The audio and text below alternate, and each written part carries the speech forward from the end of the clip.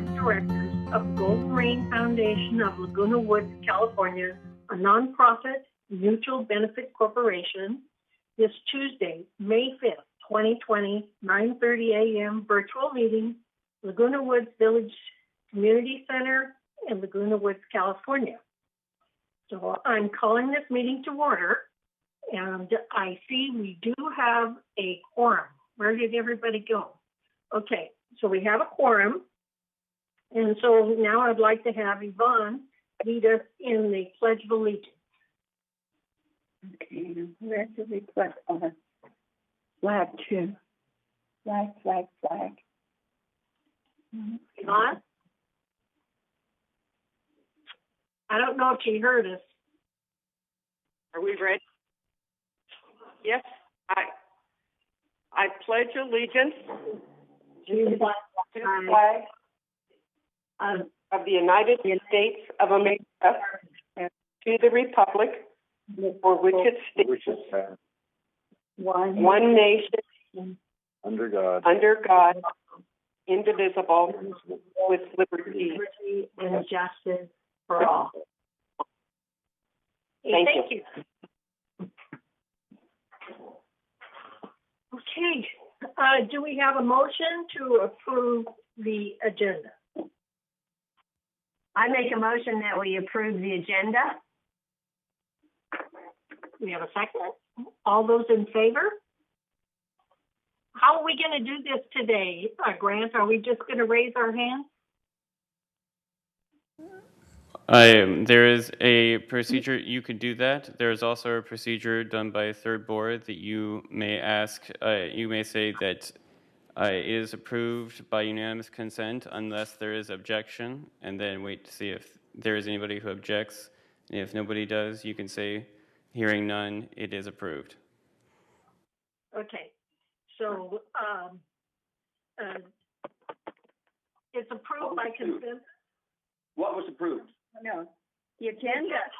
I think you guys shut me off during the agenda for that. I don't have a motion on that agenda. And I was actually shut off. Was that Joe that was speaking? Yes. All right.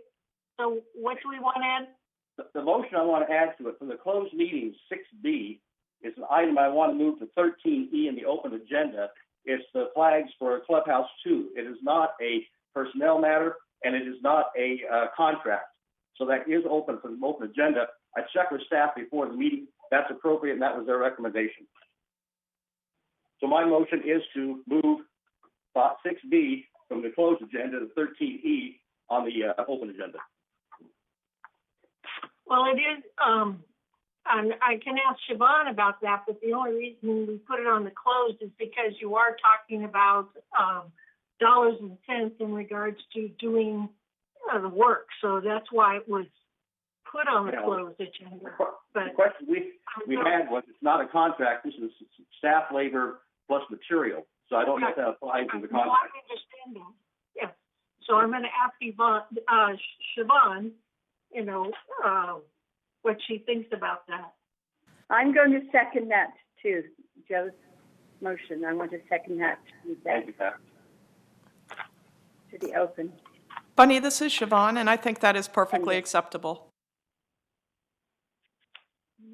To put that on the open agenda, so that would end up being 13E, I think. New business would be item E.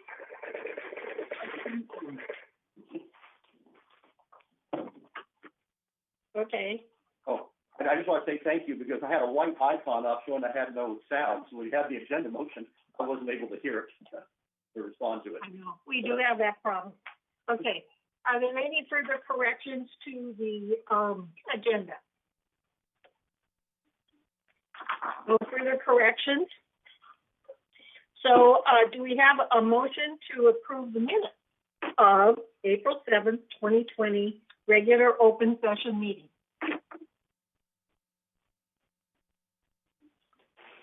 I make a motion that we approve the agenda, approve the minutes the minutes of the meeting of April 7, 2020, that was regular open session GRF board meeting. I'll second it. All in favor? Aye. Aye. Aye. Thank you, it passes. Okay, I was really hoping that Jim Matson would be here, but he hasn't, looks like he hasn't called in. But he's going to be leaving us in mid-June. And he's going to be moving to his home in Coeur d'Alene, Idaho. And Egon will be the new chair of M&C effective May 5th. So I just want to wish Jim and his family well, and I have to say that he's been an active director of CERT and GRF for quite some time. He's worked on countless projects, so I was hoping he was here so that he could tell you some of the projects, that he's been working on, but I worked with him on CERT and GRF. So I just wanted to let him know that we'll all miss him, and thank you for his hard work and dedication to the board. The next item, number 7, is the VMS board update. Do we have anyone from VMS? Okay. So let's go forward with the CEO report. And I don't see Jeff here. So Siobhan, are you going to give the report? I'm actually here. I'm just not on camera, I guess. Good morning, board. I have 3 items or 4 items that I wanted to mention to you. The first was, as we have been working with following the rules and regulations from the state of California and Orange County Health, we have been putting our team through exercises to determine when we can move towards opening up facilities and moving to a more normal operation in this given time period. So the first one, as we've sent out to all the board members, is the good news about reopening the golf course on May 11th. That is, of course, going to be with restrictions and operational controls to ensure the social distancing and to ensure that we have as few touch points as possible with regards to how the structure of riding in the golf carts will be, with regards to how the flags will be, the cup, so that we don't have nearly the touch points that we would have in a normal golfing activity. But I think this it's great news to get the golf course back opening. With that news, I also wanted to indicate that Governor Newsom indicated yesterday that he is moving towards progress towards what he calls stage 2 in reopening California, and there is going to be a partial activity of what he defines as stage 2 starting on Friday, which will allow for a few more activities in the state of California. And as a result of that, we have been in contact with his office with regards to one of the activities outside that we get certainly a lot of emails about, and that is our tennis operation. So I'm going to be giving you more updated information with regards to that in closed session, due to the fact that there is a personnel issue that we need to dialogue about. But we have all of the programs basically in place. We'll be getting that out to you to evaluate and make sure you have a clear understanding before we implement that. So again, if everything moves forward today, we would probably be looking at sometime in midweek to late week of next week, the week of the 11th, so possibly the 13th or 14th or 15th with regards to opening up our tennis facility. So those are 2 good things. We're still waiting for more information with regards to activities such as paddle tennis and pickleball and other outside activities which have not been approved by the governor's office at this point in time. But we constantly are watching for updates and contacting his office, and also working with the county. because under this phase 2, the governor also provided the County of Orange with some additional authority to look at opening some services up. So it may be that we get a little more flexibility out of operations from the county once we hear how they're going to promulgate these responses from the governor. On that point, the governor's reopening, I said, is Friday. His actual regulations and the guidelines will going to be released on Thursday, so there's not a lot of time to evaluate. We'll get those on Thursday and evaluate on Friday, and that's why we would be anticipating taking an action in the following week relative to tennis. I wanted to mention in there that the governor does have 3 different phases. Obviously, we're in phase 1. He's now stepping it up to phase 2. And then eventually, and it's all based on medical statistics, how hospitalizations are flattening out, how the testing is going. Wanted to mention that in Orange County, our numbers for actual cases has gone down in the last reported. However, one of the critical elements of that was that there were only 238, I believe it was, tests done in that same reporting period, whereas previously they were up in the 800s to 1,200 numbers of tests. So I believe, as you can see in the report, if you go to the OC Health Agency and go to coronavirus info, you'll find that there is a direct correlation between the amount of tests and the amount of cases. The good news is that the hospital numbers did go down the last 3 days, so that's good information. And that is the kind of information that's going to be critical for the state to open up its operations and allowing the counties and cities to open up their operations, which would mean us at the village here moving forward. So those were the 3 things. The governor's stage 2 coming up on Friday. Stage 3 and 4, which are more at-risk workplaces, is still further down the road, and then much further down the road, at least from the opinion that we're getting from the state, is the stay-at-home order completely going away, which would mean large groups. The last thing I had was I just wanted to mention information that we received and also received it from some residents that have heard it too, is that the Saddleback College Emeritus Program is going to go online for the fall, and they have made that final determination. They won't be changing their mind, so their Emeritus Program here, the classes will be online during the fall. They do hope to go back to their normal in-class operations for the spring. So we will be evaluating how that impacts our clubhouses and trying to figure out how that may help us with regards to opening up our operations and spacing that we may be looking at. It certainly reduces the amount of people coming to the village, so that may be perceived as a good thing. But we will keep you up to breast on that. We are also finally reviewing the budget, trying to come up with some important data that we can provide to the GRF board with regards to, obviously you have your March numbers, but we're looking for the April numbers because that's a full closure time frame, and that'll give us a better idea with regards to our expenditures and, in all reality, savings from the closures of many of our activities. So it's a balancing act on how fast we can open up and the safety of our community before we get into a full-blown operation again. And that's all I have for today. Siobhan may have a few items. She does.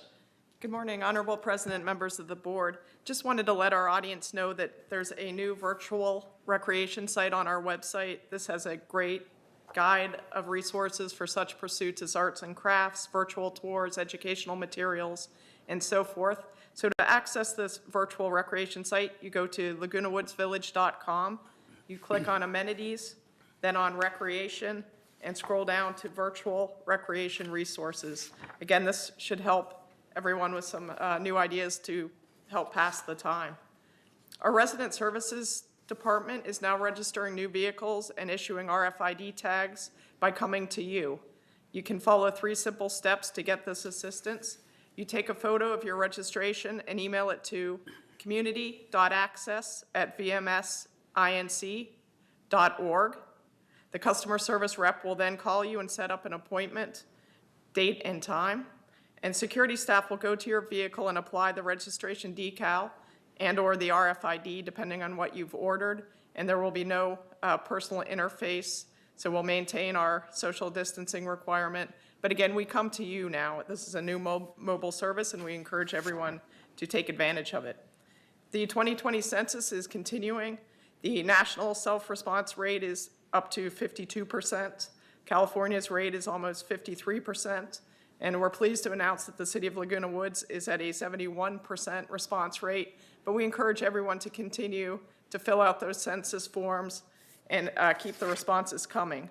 Laguna Woods city staff is available to provide assistance if you need assistance completing the questionnaire, or if you misplaced and cannot find your questionnaire. You can reach the city at 949-639-0500. We've also gotten a reminder from the Vector Control District to remind residents to take precautions to reduce the chance of breeding mosquitoes. This includes dumping water from potted plant saucers that are outside, dumping and draining any containers filled with water at least once a week, cleaning and scrubbing bird baths and pet water bowls weekly, and drilling or puncturing holes in containers to eliminate standing water. So if you could bear that in mind as we get out and look at our plants and so forth. And lastly, just wanted to announce that the April and May edition of The Breeze is now out.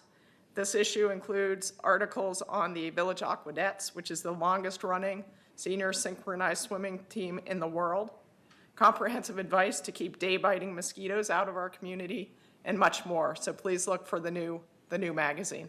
Thank you very much.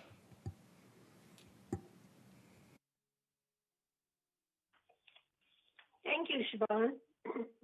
So now we will proceed to the open forum. At this time, the speakers may address the board of directors regarding items not on the agenda and within the jurisdiction of the board of directors of Golden Rain Foundation. There is a one-page limit per speaker, and a speaker may only address the board once during this period.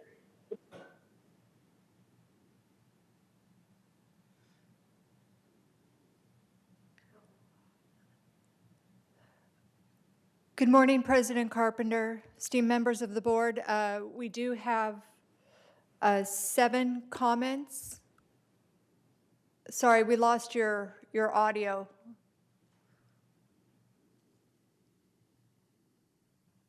Are they able to hear me?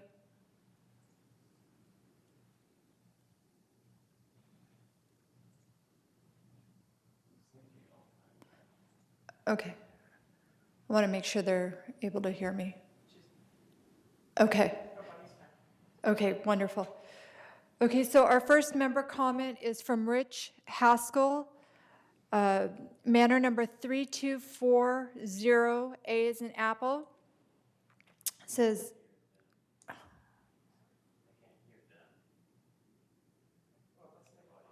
let's take a pause.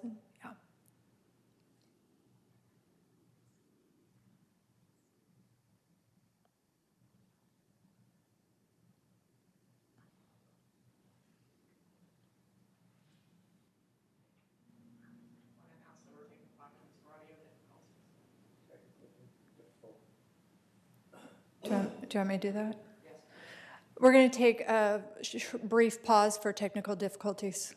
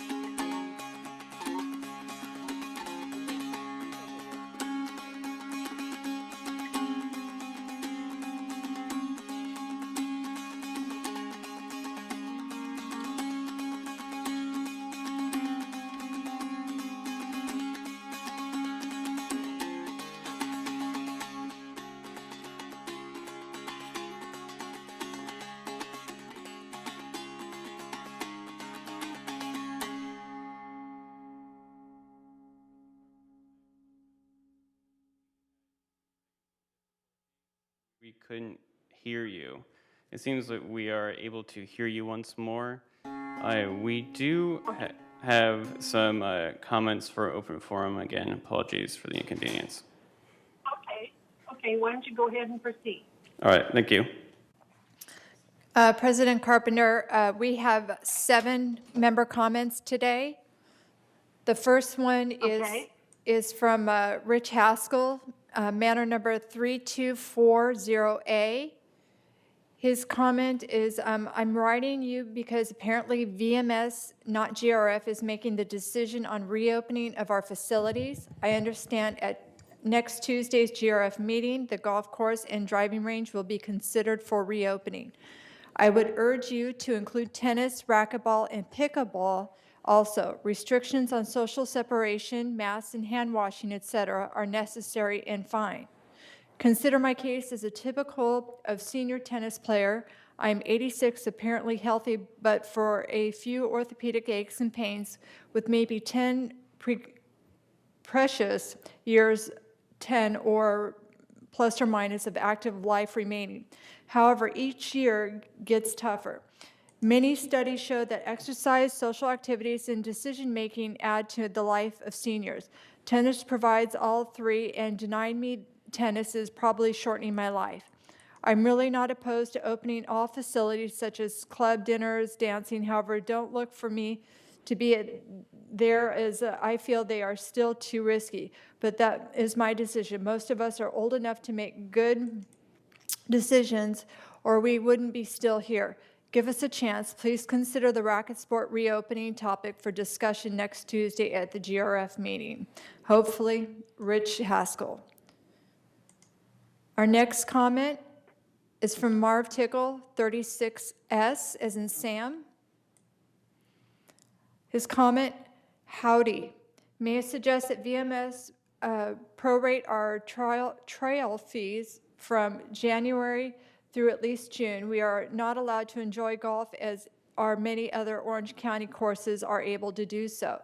To this end, our trail fees should be returned for at least 6 months, and certainly electric carts are not charging a tenth due to little or no use. Our electronic fees should also be prorated as well.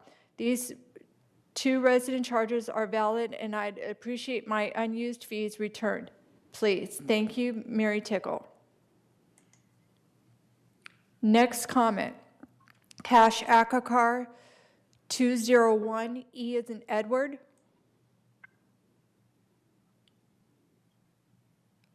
Okay, and he has a document attached.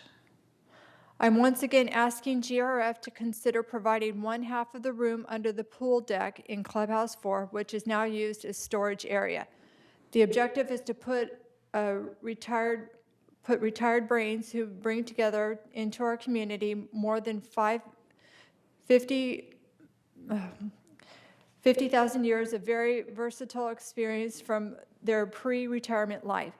Some of these folks still interested in leaving a legacy and will be ready to volunteer time for the benefit of mankind. They will be ready to provide their expertise, train the next generation people what they know. At this time, this vast knowledge dies when they leave this world. What is needed is to create an atmosphere conducive to bringing these people together and brainstorming. It will take time to select the right mix of talents to provide local industry. Their needs on project-by-project basis. It will need campaigning to generate such interest to tackle the brain power. There are a lot of people who had ideas that they wanted to work on, but were too busy to devote time on the ideas. Now, after retiring, they have time, and some of these ideas could make new products to be developed and brought to market. Necessary talent teams could be assembled for the task. All ideas can generate funds as donations to a 501c3. The net could be given to the Laguna Woods Foundation and other mutuals for their infrastructure needs. For myself, I am developing a possible device to assist in reducing the spread of the virus as we get back to normalcy, and social distancing will be difficult to maintain, and lack of adequate detection of patients is difficult and not perfect as yet. I'm not after making profit, and maybe a team could be put together right here in our village to generate proper prototype. I didn't know it at all. We have to look past our noses and think long-term. True, Director Maldell believes the concept is good but cannot be implemented, yet nothing has been ventured. Nothing ventured, nothing gained. All I am asking is a clean, lockable room with 50 chairs, a table, and a coffee pot, where I could bring together about 50 people and start a new club, a place where people can socialize and brainstorm. It could be a GRF initiative, and I volunteer my efforts to get it off the ground. Ross Cortese got the community going. It now needs a lot of efforts to make it even better, with the infrastructure needs taken care of. It is up to us to make this happen. And listeners and viewers out there, please contact me to show your interest. cash334@gmail.com or leave a message at 949-217-1950. It takes a village in progress. Teamwork starts here with GRF.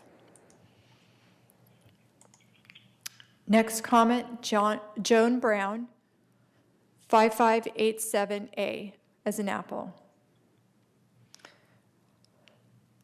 Statement from member comments for May, GRF and CAC meetings. On behalf of the Pickleball Club, I request that the village start reopening outdoor pickleball as soon as the state allows it. The game lends itself for social distancing, even doubles.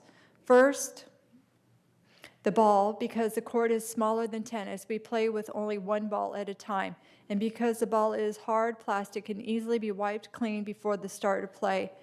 A glove could be worn on the non-racket hand to minimize ball contact. Secondly, distancing. In pickleball, a player cannot close in on the net. They must maintain distance of 7 feet from the net unless the ball bounces in that zone. Since that same 7-foot zone is maintained on the other side of the net, there is a 14 feet separating the two teams. The court is 20 feet wide, so the partners maintain over 6 feet between them. Accordingly, they never are together for anything resembling a significant amount of time. Pickleball's best opportunity for contact comes in at signing and gathering on the patio. To minimize this and any other possible contact, we recommend the following. Reopening only after the state modifies the stay-at-home rule. Recreation shall have a reservation system for players to reserve a court. Reservation shall be on the hour for 4 players. Play will stop after 45 minutes and the court vacated. Players must form their own foursomes before calling in. An online reservation system like courtreserve.com could be used. If all 7 courts are not reserved for doubles at 6 p.m. the prior evening, a singles reservation will be accepted. There should be no lingering at the courts. There will be no drop-in play. So do not come to the courts without a reservation. Do not play if you have been in contact with someone with COVID-19 in the prior 14 days. Maintain 6 feet social distancing as much as possible. There should be disinfectant in the courts to clean the balls before playing. All soap should be provided in hand washing. Players should wear masks at least coming in and off the courts. Players should have gloves on their non-dominant hand so not to touch the ball directly. Bring your own water. Do not use the fountain. Gates shall be left ajar so they do not have to be touched. Thank you for your continued support during this difficult period. Joan Brown, President of Pickleball Club. We have Scott Marvel, 264A. He would like to know when the pools will be open and what the decision to open them is based on. Next comment, Reed Archambault. He's a Towers resident, 1351. I would like this email to support the installation of safety flags at Pool 2 ready at the May 5th GRF board meeting. My name is Reed Archibald. I reside at the Towers, 1351. I am a daily lap swimmer. I swim for recreation on the advice of my physician as treatment for chronic back injury. My physician recommends that I stretch daily in the pool and swim a variety of strokes. And, huh? Got was not on, that's on the agenda later in regards to the pool flag. Okay, Yeah. It's 13E. That should be saved for 13E. okay, we'll reserve that for 13A. So this is another one, it's Brenda Rader of Manor 270D. There's a lot of people walking out on El Toro when I walk. I am almost hit by golf carts constantly. They should have horns or something of the sort to warn pedestrians of their presence because it feels very unsafe at the time to walk with them around. And that is it. Okay, thank you. Would any of the board members like to speak in regards to answering any of these questions?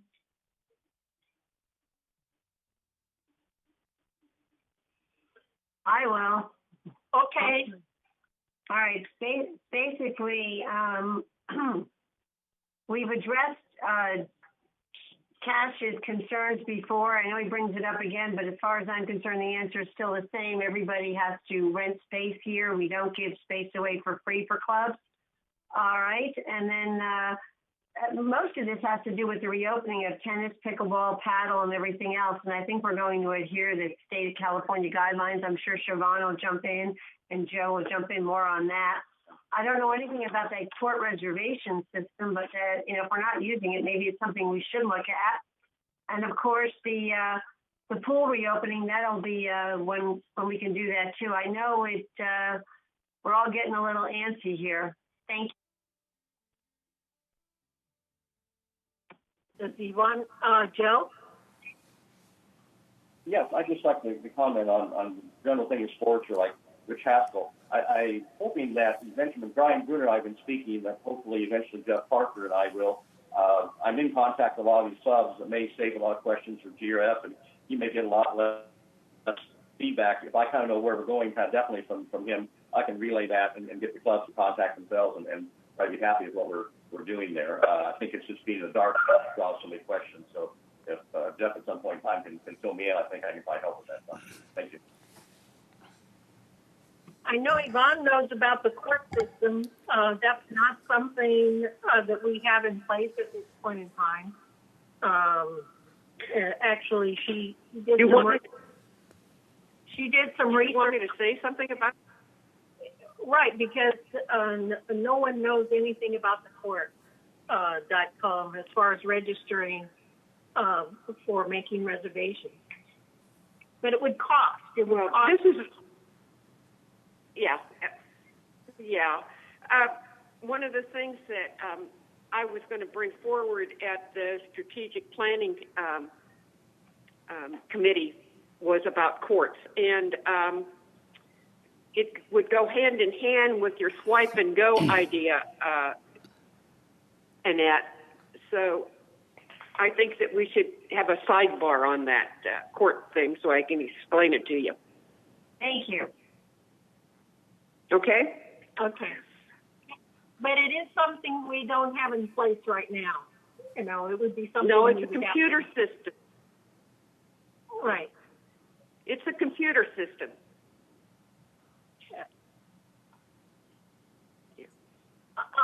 There's no other responses here? Okay, let's go forward with the consent calendar. All matters listed under the consent calendar are considered routine and will be enacted by the board by one motion in the form listed below. In the event that an item is removed from the consent calendar by members of the board, such items shall be subject to further discussion and action by the board. So I have the recommendation.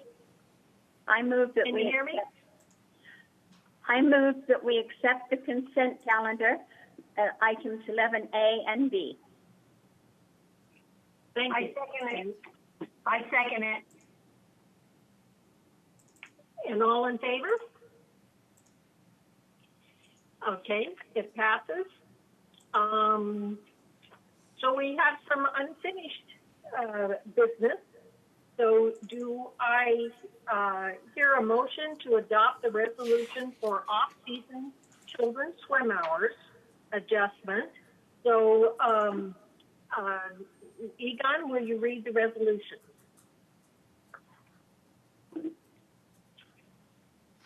Oh my gosh.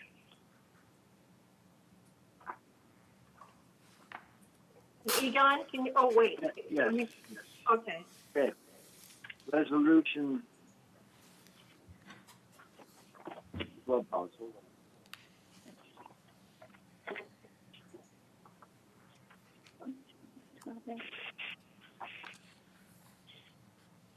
I can't hear you. Are you talking? No, I'm not. I'm having trouble finding the children's swim hour resolution. Hold on. Not in here, that's fine. Oh, here it is. I'm sorry. Resolution 90-19-XX off-season children's swim hours adjustment. Whereas at March 12, 2020 Community Activities Committee meeting, staff recommended to authorize the Recreation and Special Events Department to adjust the off-season children's swim hour program hours from noon to 2 p.m. and from Let's see, to that's 2 the, p.m. to 4 p.m. Okay, again, from noon to 2 p.m. to 2 p.m. to 4 p.m. Pool 2 during the off-season swim hours, October 1 to Memorial Day weekend. Whereas Pool 2 is open 7 a.m. to 6 p.m. daily, opening at 9 a.m. on Wednesdays for weekly maintenance. That's the resolution for the What? Pardon me? for the swim hours, Yes. and that is on page. I've got it. I'm reading it. Perfect. He's reading it. Is he reading? Yeah, season children's XX. Are you not hearing me? Are you hearing me? We are. No, not hardly at all. It's, now I can hear you. Oh, I hear you fine. I hear you fine. Okay, go on. Okay. On the next paragraph. Whereas the summer children's swim hour program relocates to Pool 6 p.m. Memorial Day weekend to October 1. Whereas the residents have requested that children's swim hours be adjusted during the off-season to provide an opportunity for children to swim after school. Whereas a 7-day electronic survey was conducted for swimmers. The Recreation and Special Events Department received 128 responses, of which 73 respondents confirmed using Pool 2 for lap swimming only. In addition, the survey results indicate that preferred lap swimmer times are 7 a.m. to 8 a.m., 9 a.m. to 10 a.m., and 10 a.m. to 11 a.m. One of the least utilized times, 2 to 4 p.m. Okay. Now, therefore, be it resolved that May 5, 2020, that the Board of Directors of this corporation hereby adopts approval of the staff recommendation to authorize the Recreation and Special Events Department to adjust the off-season children's swim hour program hours from noon to 2 p.m. to 2 p.m. to 4 p.m. to during the off-season swim hours weekend. Resolve further that the officers and agents of this corporation are hereby authorized on behalf of the corporation to carry out this resolution. I recommend this resolution be adopted. I second it. Is there any discussion? All those in favor? So I see. Aye. 1, 2, 3, 4, 5, 6, 7. Okay, the motion passes. The next item is the adoption of the resolution for clubhouse holiday hours. Egon, will you read that resolution? Okay, resolution 90-19-XX clubhouse holiday hours. Whereas March 12, 2020, Activities Committee meeting, staff recommended to authorize the Recreation and Special Events Department to adjust clubhouse holiday operating hours on certain holidays beginning January.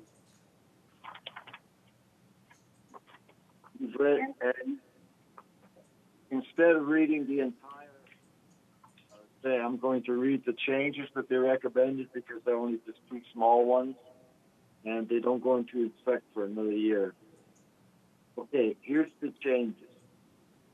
Limit Clubhouse 1 hours from 9 a.m. to 4 p.m. for the first year. And whereas the clubhouse remains open on Thanksgiving, Christmas Eve, and Christmas Day from 8 a.m. to 4 to 10 p.m. to accommodate the needs of residents, special events. Then whereas the clubhouse holiday hours close all clubhouses New Year's Day, limit clubhouse hours from 9 a.m. to 2 p.m. on President's Day, Memorial Day, Independence Day, Labor Day, Veterans Day, and Friday after Thanksgiving. No modification for Thanksgiving and for Christmas. Okay. Whereas the part-time hours staff who are scheduled to work on one of the 10 designated VMS holidays receive holiday pay equal to 1.5 times base pay. Whereas the cost of staff in 6 facilities from 8 a.m. to 10 p.m. designated holiday with part-time recreation leaders cost $2,772. Disclosure of New Year's Day and limiting hours from 9 a.m. to 2 p.m. on the 6 select would have a cost savings of $13,464 annually. Therefore, limit Clubhouse 1 to the hours of 9 a.m. to 4 p.m. for next year. Therefore, be it resolved May 5, 2020, that the Board of Directors of this corporation hereby introduces approval of staff recommendation to authorize the Recreation Department to adjust the clubhouse holiday operating on certain holidays beginning January 2021. Resolve further that officers and agents of this corporation are hereby authorized on behalf of the corporation to carry out this resolution. The recommended resolution be adopted. Is there any discussion? The only thing that I would want to add on here is that the resolution is for all clubhouse holiday hours, and just for clarity purposes, that we mentioned that the exception to this is Clubhouse 7 Bridge Room. Well, yeah, I'd like to say something. Okay. Okay. I just think that closing down at 4 o'clock is not very realistic. In as much as I'm always in favor of saving money, I think that's a pretty hard way to be saving money, and we should be charging for them in any case, so there'd be a big offset in any case. And I think closing at 4 p.m. is not realistic. Pat, are you referring to the Clubhouse 1? Yes. Okay, that you think that we should have a longer hours there? Yes. Okay, but not that you don't have any issue with the other limited hours for those holidays, which is 9 to 2. Is that correct? I guess, yeah. I do have a question on that, and that is for 4th of July, which is Independence Day, we usually have a big event over like we have fireworks and people use the restrooms and stuff like that over by Clubhouse 2. How would that work? That's my quandary right now. with the closure. Can I? So I don't know if Brian wants to address that. Okay. Certainly address that. Good morning, Madam President and Board Directors. So the closure wouldn't affect the actual special event at Clubhouse 2 on July 4th. We would still host that. We would still have that event and call in staff to manage that. Thank you. That answers my question. Then I'll be for this. Thank you. Is there any other discussion? Joe? Yeah, I think what President Carpenter said is correct to probably take and specify Clubhouse 7. It wasn't mentioned particularly in the motion, and while the clubhouse isn't rentable and isn't being open for other events, it is there for the Bridge Club, so that wasn't really mentioned in there, so it might clarify it for some, as well as what Pat mentioned, the hours there. Originally, Clubhouse 1 was set to close at 2, and I asked it to go on to at least 4 as experimented this year, because people who have now closed clubhouses at 2 o'clock would have someplace else to go as an option. So I wouldn't be opposed to extending it beyond 4 o'clock. You know, Brian could probably get some input what he thinks the club business is. But if we have only Clubhouse 1 open, that means anybody who would have normally went to 5 or 4 or wherever might also go to Clubhouse 1. So I extended somewhat, but I wouldn't be opposed if somebody wanted to extend it any more. So thank you. And what would you suggest as what would be a good time to close? They're saying that 4 p.m. You think maybe it should be open till 6 p.m.?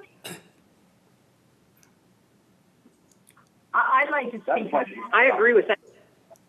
I'd like to speak on that because at the last time that we looked at this, the clubhouse holiday hours, the only thing I didn't see in here was the exception to Clubhouse 7, which we definitely carved out. But we did extend the Clubhouse 1, and we did it for a year. And I'm all for a practice of doing it for 1 year, and then let's look at it then again and readdress it in a year. I think we would attract employees even because on Thanksgiving Day and, you know, some of these holidays, Memorial Day, you know, the employees too this would be very attractive also for them. And also, I just think the cost savings, I think we did the cost savings so we could, we were spending money on the equestrian, I thought, and therefore we thought this would be like an offset, and that's what we were looking for. So, as again, I said, I'm very much for this.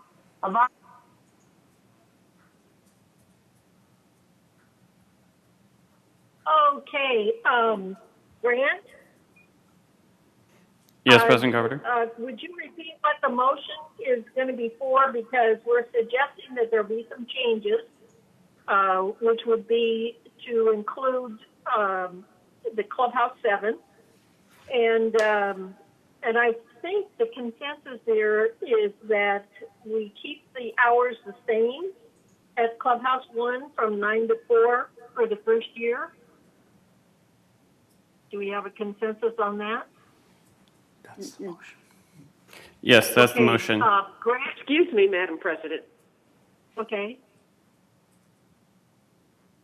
Now I can't hear you. Okay. Okay, who?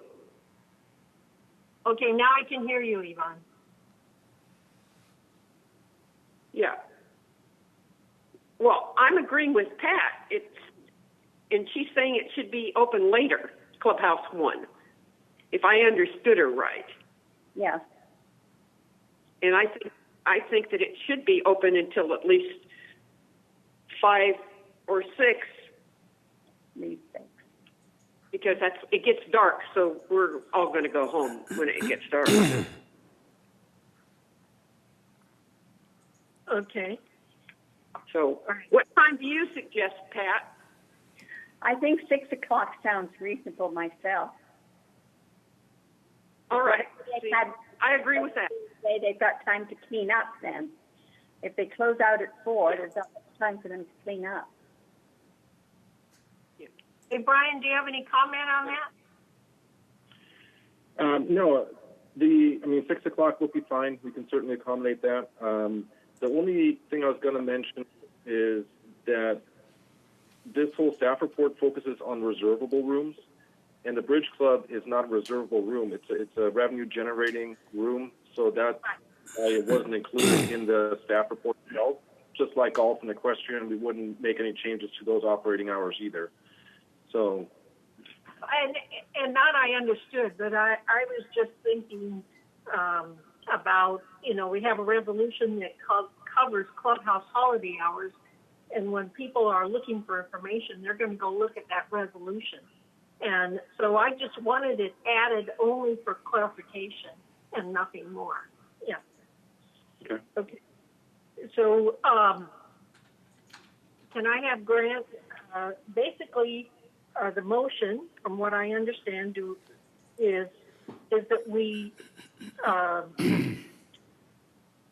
we add the words, we add Clubhouse 7 Bridge Room basically remains open, and we change the hours for the Clubhouse 1 from 9 to 6 instead of 9 to 4. So I think we need to vote on that. Pardon? Yeah, we need to vote on the change from 4 to 6. We need to vote on that. Right. That's what I want to do. Okay. So do we have a motion? Okay. To all those in favor of the motion to add the bridge room, state the bridge room remains open, and then change the hours for Clubhouse 1 to 9 to 6.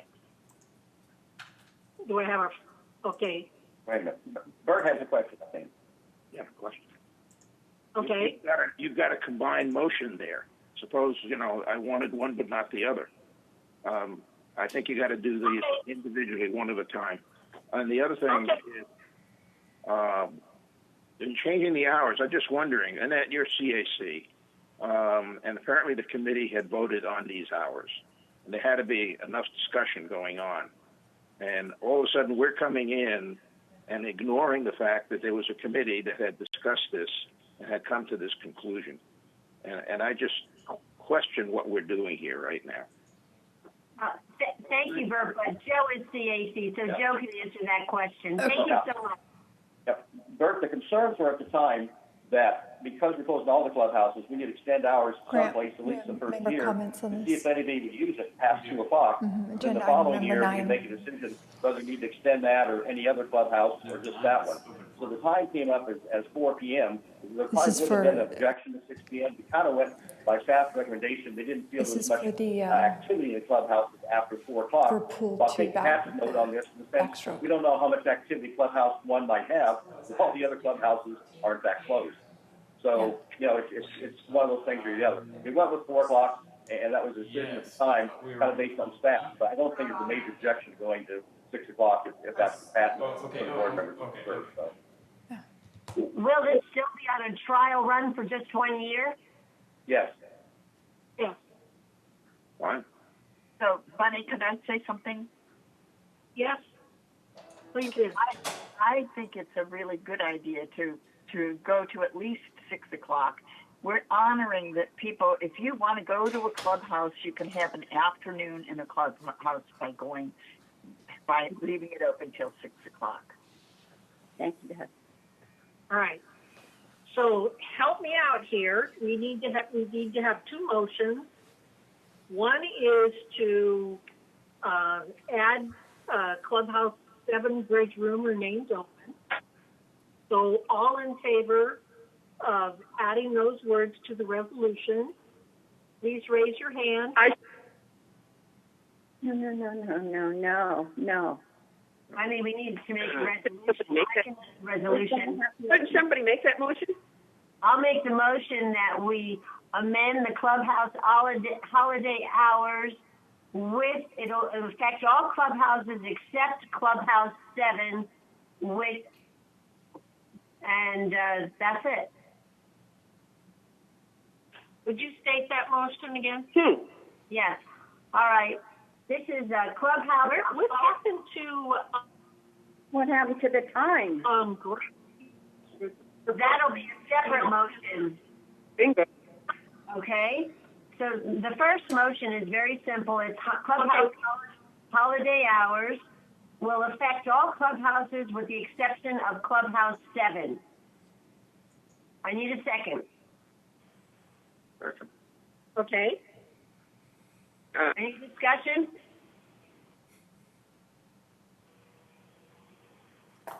All those in favor?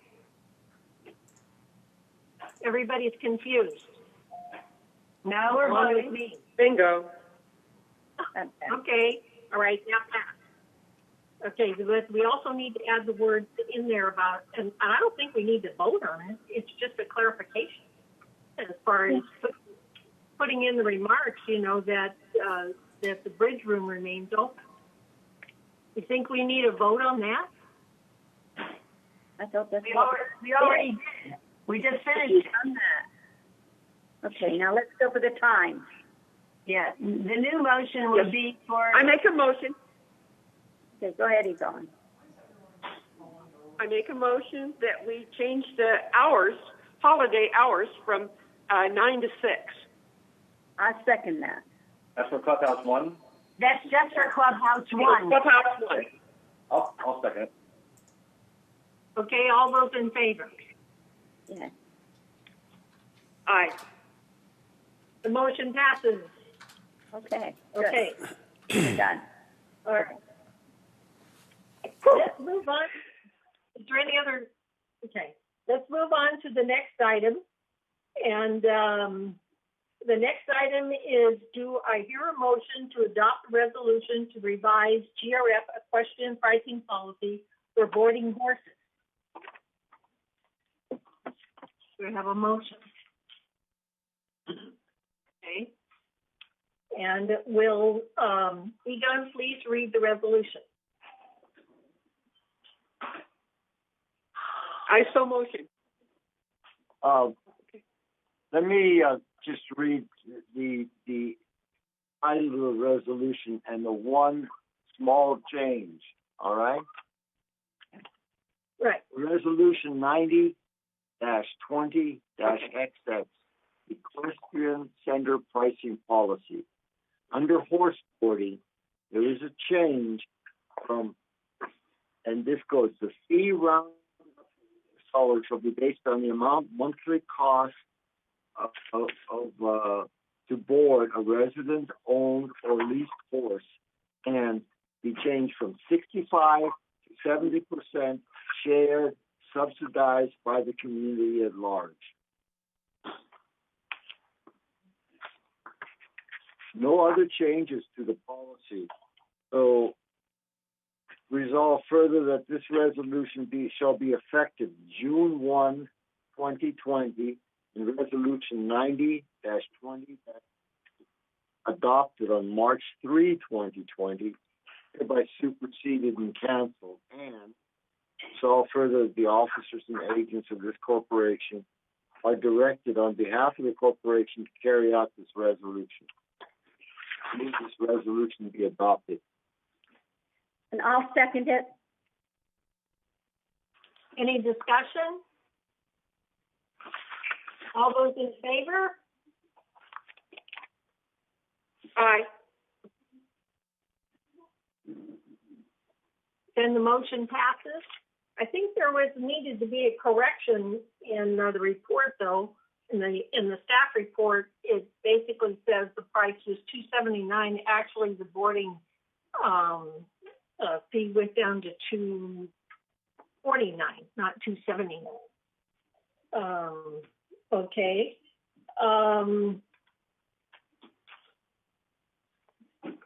Boarding horses. Okay, now we want to entertain a motion to adopt resolution for a GRF donation policy. And I want to make a comment before we do that. With the adoption of this donation policy, Beth Barrett has agreed that she will be the first contact for all the donations for GRF. So this is an appointed position. So I think we need to add her name under the committee appointments, even though it's not a committee. She would basically update us on any actions under the committee report. The reason why I wanted to put it there is so that we have record as to where someone would contact a GRF in regards to any type of donation. So, will you read the resolution?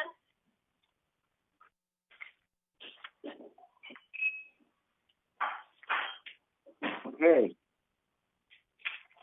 Attachment 1, Resolution 90-20-XXX. Donation agreement between GRF and blank. This agreement is entered into on this day of 2020. Is by and between the Golden Ring Foundation, the California Nonprofit Mutual Corporation, and blank donor. Whereas GRF and donor recognize the importance of community facilities and amenities, and whereas GRF and donor acknowledges the benefit of donation, and we have a purpose consistent with GRF goals and our best in the best interest of Laguna Woods Village.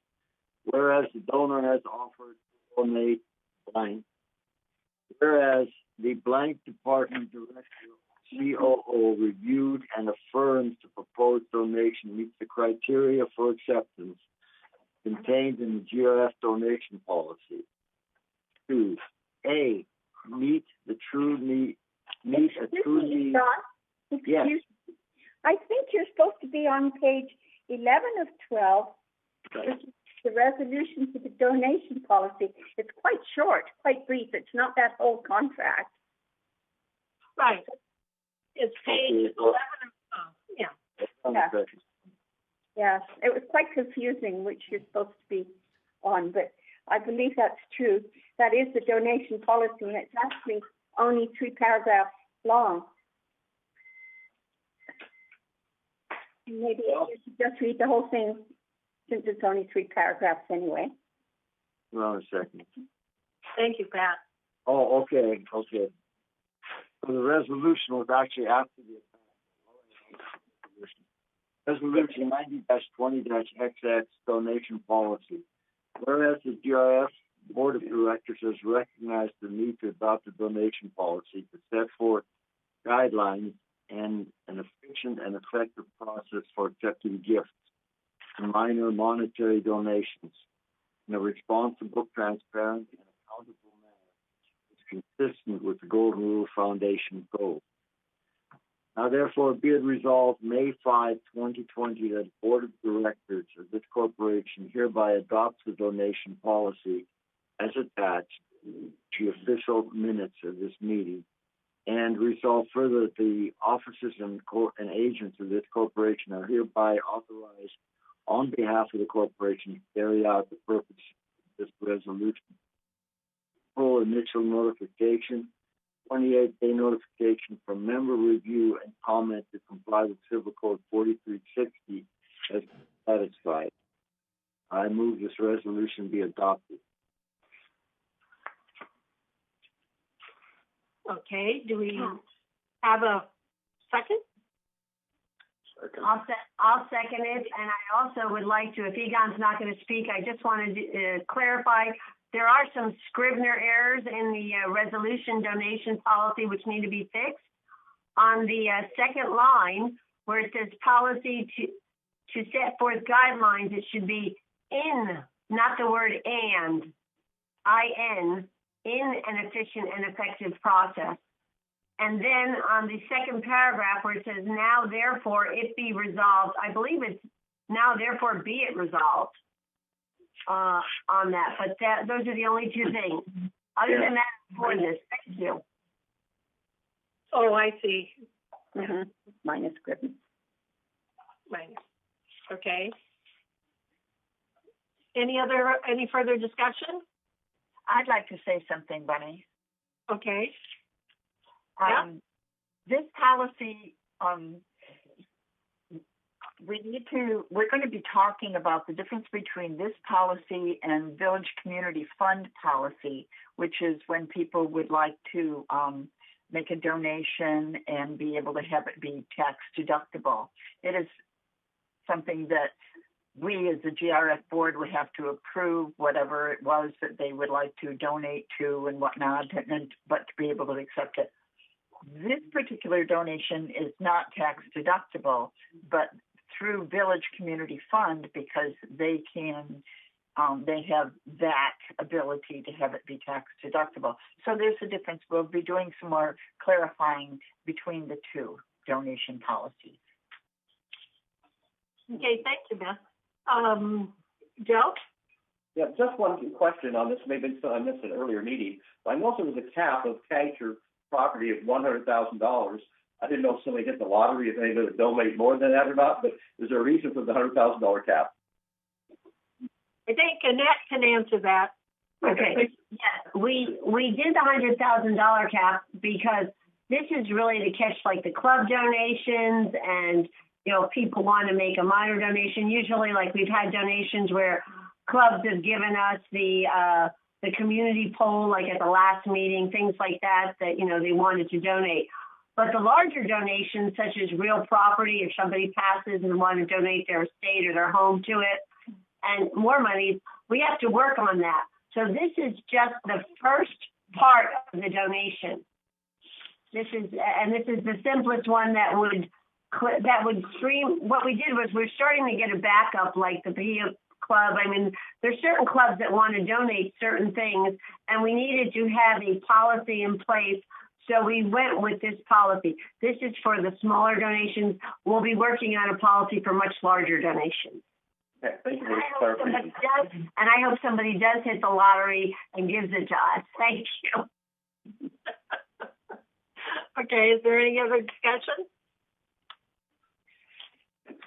No more discussion. Okay, all those in favor? Okay, so I have 1, 2, should I say opposed? But it looks like it passes. Thank you. All right, so the next item.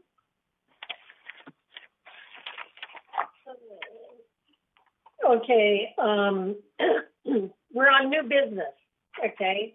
And basically, do I hear a motion to reintroduce the resolution establishing the revised GRF rules of the board meetings?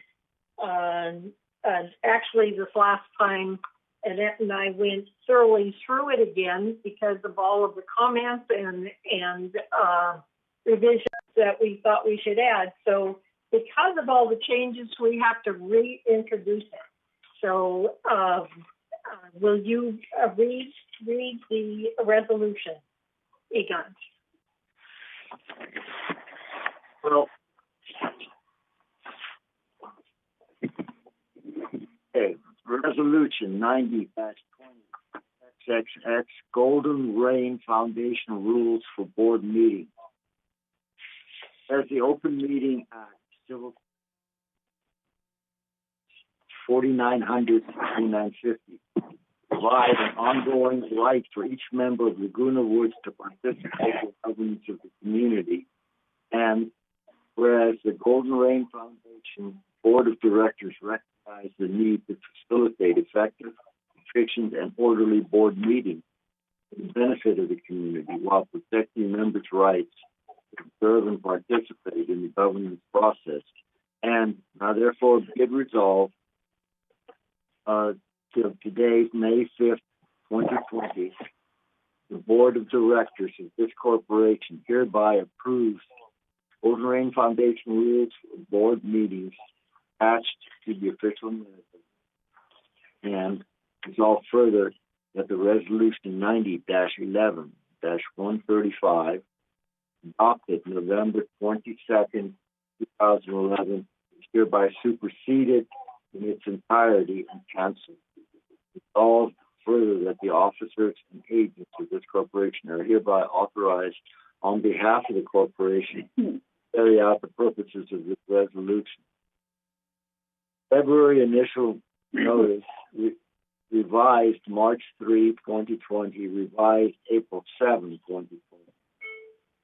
Should the board endorse the proposed resolution, staff recommends that a motion be made and seconded to accept the resolution and allow the discussion to ensure that the resolution reads to the satisfaction of the board.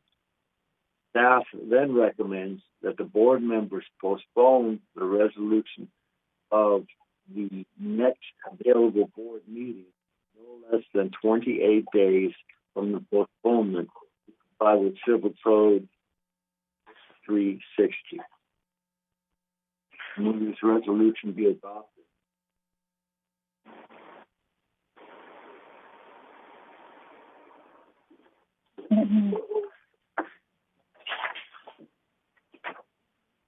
I second the motion. If no one has, I can't hear anybody.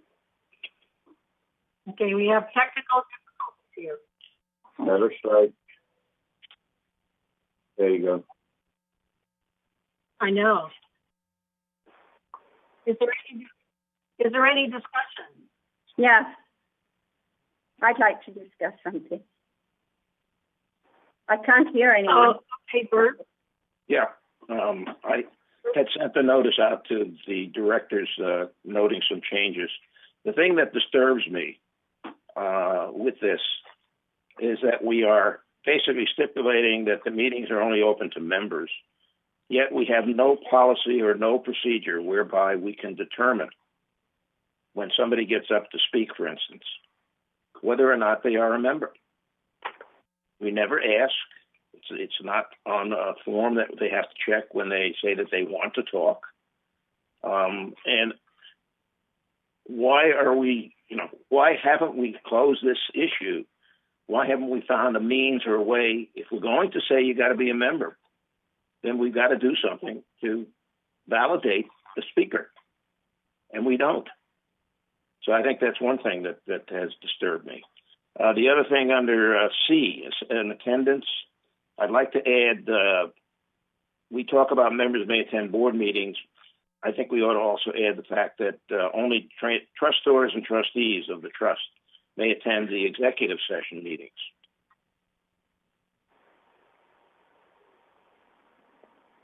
Do you want me to make a comment? Sure, go ahead. Okay, basically on your request, I understand, it's against our bylaws.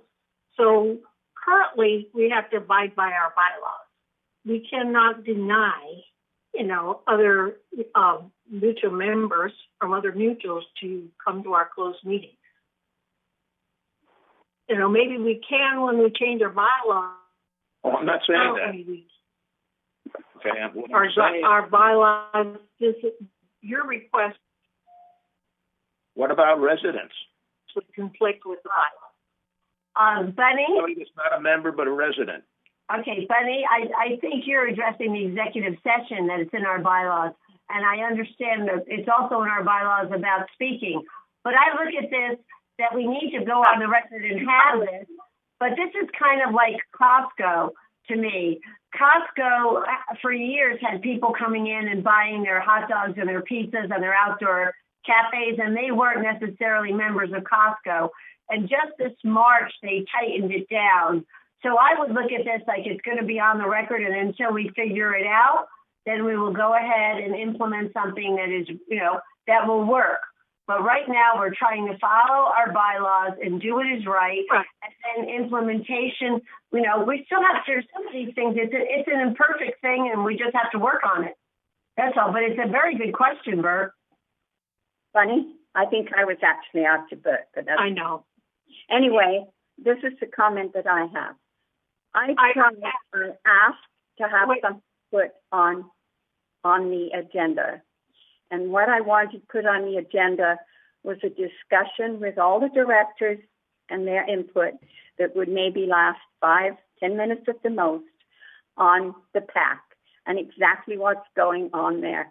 I really feel that is probably our biggest concern right now, one that we should put all our efforts into. And I think when the vote comes up, we need to know just exactly what's going on. We don't want to know half of what's going on or anything else. We need to know precisely what's going on. And I really feel that it was a very fair question. I've given you plenty of time to respond. Is she on the topic? Is she off topic? No, I'm not off topic. I'm right on topic. It is The off topic. topic is this, Yes, not off topic. We're talking about the meeting room. Board rules, rules for board rules. and I was not allowed to have it added to the agenda. And I'm not happy with that. I think we should allow board members to add anything that's reasonable to the agenda, and I think that that is more than reasonable, a very important point. And I don't think that committee should. I mean, I'm thankful that we'll be giving us a report soon, but a report is not the same as having a discussion in the boardroom amongst the other board members. It's so important that I feel everybody should have their input and we should listen to everybody. Thank you. And that's why I oppose this thing here. Opposed to what? I'm opposed to What are you opposing to the board meeting rules? Yes. I If the board meeting rules prevented me getting that on the agenda, then I oppose the whole thing. The only thing the board meeting rule says is that if you want something added to the agenda, you have to provide the information, to go with it, to justify adding it to the agenda. The only information that was needed was, I said I wanted a discussion between the directors. Okay, There Judith is is going to report on that. Judith is going to report on that, and her. I have quite a lengthy PAC. It's probably going to go over 3 minutes. And we have a meeting coming. I'll announce all that during my committee report. Bonnie, could I speak? Okay. Bonnie, could I speak? Who? Beth? Yeah. Okay. I just totally agree with Pat. This is such an important thing, and it's like should be like tops on our agenda for projects that we're working on. And I think a report that Judith gives would be wonderful, but I think we need an opportunity as a board to discuss it and see where we're coming from in this particular project. Can I, Judith? Yeah, I emailed Bunny just a couple of days ago. The meeting I'm going to announce later today is a meeting that was set up for the bidding process only, which has to be a closed meeting. So the next meeting that Ernesto set up is for May 14th is a closed meeting because it's a bid meeting, and those have to be closed. And Bunny knows what procedure that follows. Right. I told Bunny was before that meeting, I want to have another meeting.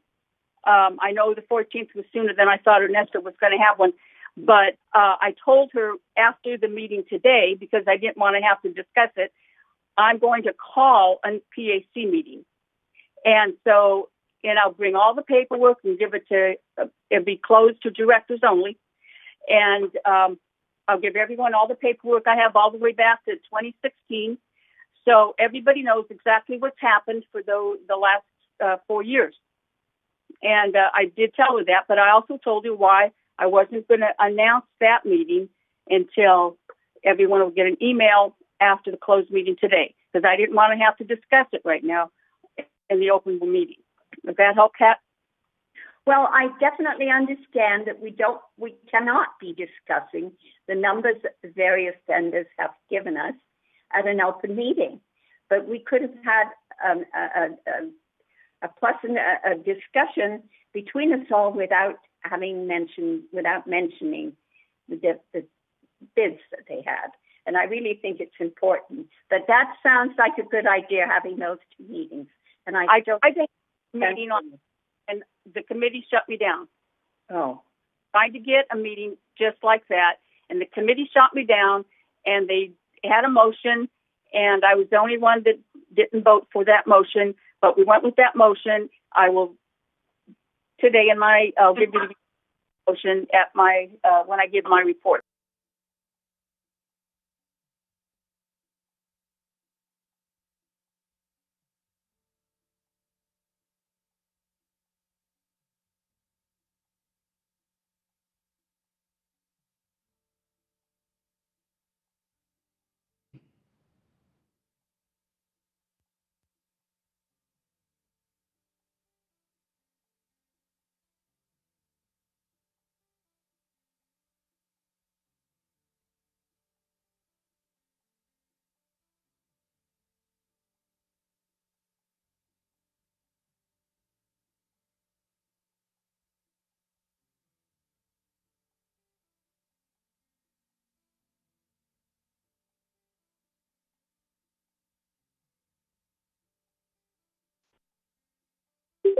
Please enter your access code followed by the pound.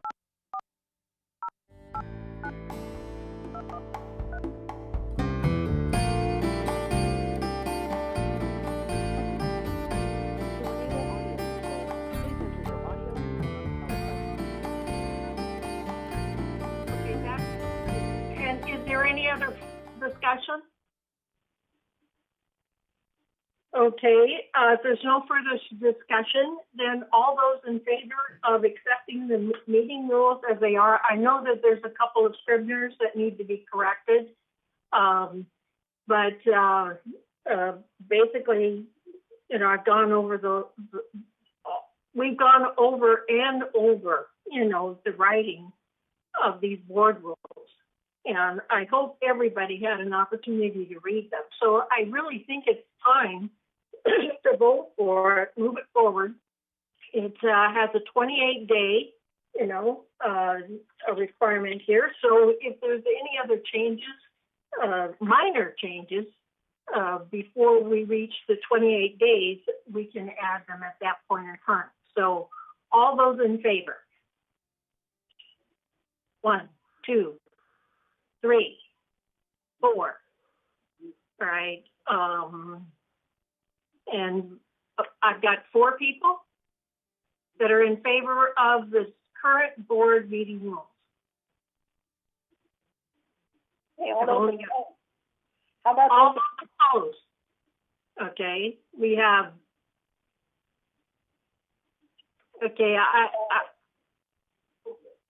so what do you suggest then at that point in time? You know, I've taken these meetings, I've passed around to everybody on the board members. We've done it several times, okay? So what do you think the next step is, you know, to go through this all again and change one remark that says that when you want to add something to a board meeting that you provide information? Okay, can I speak? Okay. Number one, the motion passed. It was 4 in favor and 2 against. The people who abstained do not count as a no vote. No, it wasn't. It was 5 against. We didn't see those. Bunny counted 2, so she made vote again. So let's take another vote. All those in favor of passing the board minutes as it is with a few scriveners, okay? All those in favor. So I need your hand. So we have 1, 2, 3, 4. Do we have any more? Bunny, do you vote? Bunny, you can vote. Yes, 5. Okay. All right. Is there all those opposed? I want to count those opposed. Okay, all those opposed. So that's pass. 1, 2, 3, 4, 5. Okay. All I'm going to say to all of you, you need to contribute as to what your remarks are before we get to this point. Now, Bert has, you know, provided comments a couple times. He's read it thoroughly and he provides comments. But if you guys disagree with something, you have the whole document there. When are you going to present your changes as you suggest? I mean, you're opposing something and I have no idea what you're opposing. So I need some comments here. Why are you opposing? I'd like to comment, Bunny. So perhaps because we're kind of at a stuck place here, is there a way that we can move this to the next meeting or have a meeting where we can discuss this? Because we seem to be kind of like almost evenly divided, and there must be some way that we can walk through this together and say, where are we on each piece as we go along? It probably will be a discussion time of maybe half an hour, I don't know what people think, but I think this needs to be a discussion. Okay. If it needs to be a discussion, then we can put it off, table it to the next meeting. But what I expect from all of you is those who oppose, tell me what you oppose to, Okay, I need an email to me and the committee that was originally, which I had emailed everybody on the committee to give their suggestions. I need to know what those suggestions are. That way, when we come to the next board meeting, we will have the information, because I am at a loss here. You know, we have gone through this so many times, and so I'm at a loss at what you oppose. Could I say something again, Bunny? I think that it is something that needs discussion. I think we read, we email back, we do that is not a way to get to it, because there's obviously concerns that folks have. And I think my opinion is that this is a discussion. We need to have perhaps a separate meeting when we sit and we walk through this document before we come to the formal meeting when we're going to be doing voting. Okay, so it's going to go back to committee. Just, one of the questions that I had asked, which I'm just curious about, and that has to do with the consent calendar.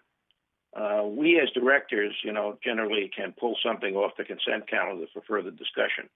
Is that also a privilege of the member?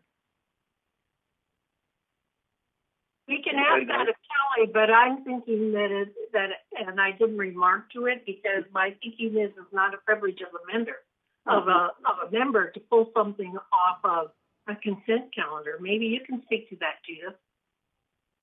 It's a board member. Well, this wasn't on the calendar because it's change of policies and rules. But Kelly's worked a long time on this and even emailed saying that he was so boggles my mind here, exhausted and excited that we were finally going to pass it, because he's been asking for changes too. The problem I think we had was in the beginning, this was called the board working group, and the 5 people were appointed by Kelly.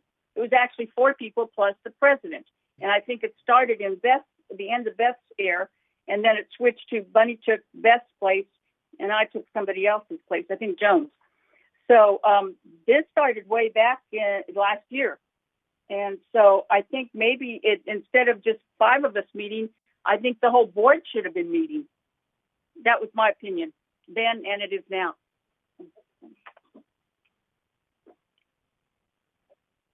So, I think we're close to resolution. There aren't that many items that would have to change, and I think you could probably have a very brief meeting, go through those items that have questions about. We have to table until next meeting. The grant board meeting. Grant, if we was against. Well, it'll because it won't go up. 5-5, so the motion. Okay. I have that information. I have board. Bunny could not vote unless it was a tied vote, and it was not a tied vote. So she can vote. But like you say, it sounds like there has to be a special board meeting, and I'm asking that, to give them a special meeting. Yeah, that's, I think. Judith, I'm sorry, there was an audio blip. Were you asking for a readback of the vote? A special board meeting? Yes, sir, I was. So the vote. We've already voted. The vote for that was just happened for the board meeting rules was there was 5 in favor and 5 opposed. But who was who? The side that was in favor was Bunny, and the rule is that it has to be a tie in order for her to vote. And it wasn't a tie, because if you take her name off there, then it was only 4 in favor and 5 against. She's allowed to vote, Pat, and it's still Pat. She's allowed to vote if it's a tied vote.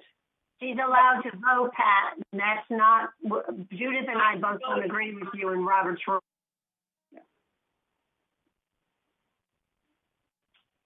Okay, it's a tie. I want to make sure the board is in agreement with this. So basically, we're going to table it, and then we're going to call a special meeting. And all I'm asking is that everybody be there and everybody be prepared, okay? So we'll do that in the next week or so. Okay, so boy, did we get off topic here. All right, so the next one is 13B, and do I hear a motion to introduce a resolution for special accommodation policy for reciprocal and charitable club events for 2020? So, Egon, will you read the resolution? Okay. Resolution 90-20-XX, special accommodation for reciprocal and charitable club events hosted by Laguna Woods Village Men's 18-hole Golf Club for year 2020. Whereas at the committee meeting, the CAC recommended Recreation and Special Events Department request to waive guest fees for the Memorial Golf Tournament, Men's Silver Senior Golf Matches, and Laguna Woods Men's Club member/guest tournaments only. Whereas the Men's 18-hole Golf Club Laguna Woods hosts a number of events that market to non-residents or fundraising for the foundation of Laguna Woods Village. The Memorial Golf Tournament benefiting the foundation of Laguna Woods Village. Revenue loss $15,750. Men's Silver Senior Golf revenue loss $1,368. Laguna Woods Men's Club/guest tournament revenue loss $1,330.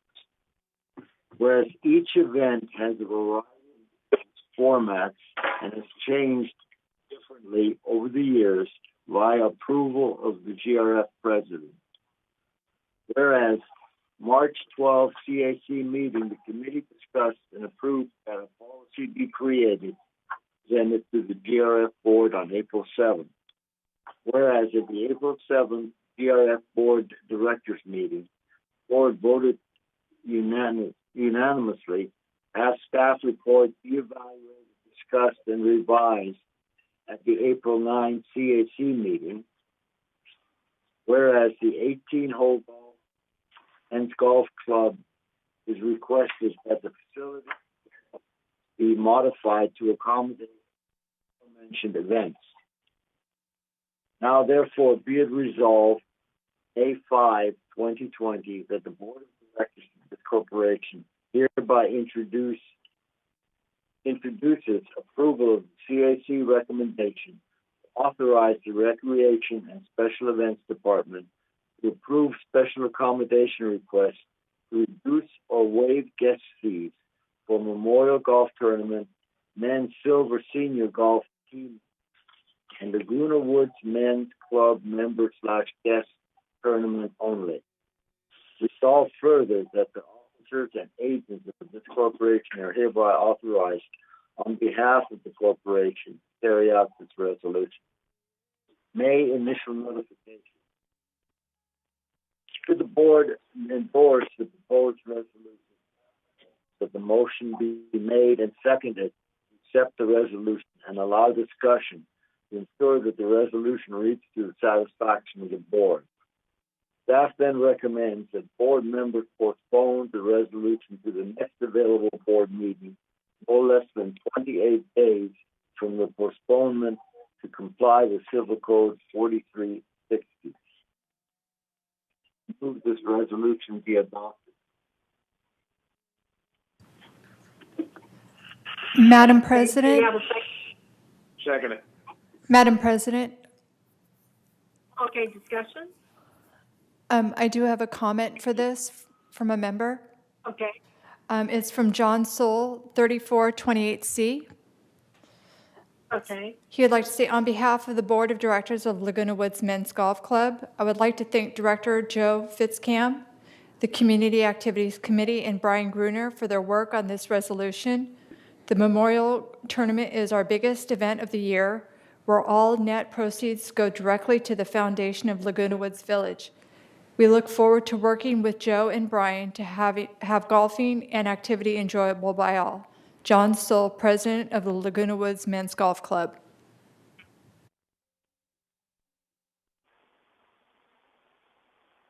Thank you. Is there any other comments? Not on this one. Something, Bunny. Joe? Yeah, I'd like to thank John for his comments there, and we appreciate that. And just to the other board members, which you probably well know, the money that the revenue loss that we suffer from this does deal with the Laguna Woods Foundation, but as well, golf uses that to, I think last year it was about another $18,000 or $19,000. So it's led to a donation to the Laguna Woods Foundation of around $36,000, somewhere in the neighborhood there. So I think it was a worthwhile thing. We're taking some revenue loss, but we're giving it to a good cause, and golf is more than doubling it, so more than providing more than we are. So anyway, again, thank you. Thank you. Bunny, could I speak? Is that Beth? Yes. Yeah. Okay, Beth. As Vice President of the Foundation, I need to say that we are so grateful, and the members of our community that are served by the Foundation are really grateful. This is, I just can't even say what a wonderful donation this is from the Men's Golf Club. And thanks, Brian, and thanks, Joe, and everybody that makes this possible. Really appreciate it. Thank you. Thank you. Any other comments? I'd like to speak for a minute. Basically, this is the only charity that the Men's Golf Club supports. And I know in the 3 years now that I've been affiliated with it, the first year I was affiliated with $40,000 that they gave. Last year, I think it was about 34. This year, it's been, I think, about 36. So over the course of since they've implemented this, it's added over $250,000. So I think it's really a very worthwhile, like Joe said, you know, they take the money and at least double it. And it's a very fun event for people, and it's a nice way to give back. The memorial actually was cast by the Men's Club to remember the Laguna Woods Men's Golf Club members who had passed. It's a day of memory of that, and of course the service. Thank you. Thank you. Any other comments? Wait, may I speak again, Bunny? Sure. Just hearing what Annette said, that is so true. The members of the Men's Golf Club and her husband John just so gracious, and it is. They do note the members of the past that have been in the golf club and the contributions that they. Thank you. And GRF is contributing a lot here. So do we get the same billing as the men's golf on this? I mean, $15,000, that's a GRF contribution. Okay. Is there any other comments? Okay. Do we have a second on this? To pass this? Yes, we did. Okay, I'm sorry.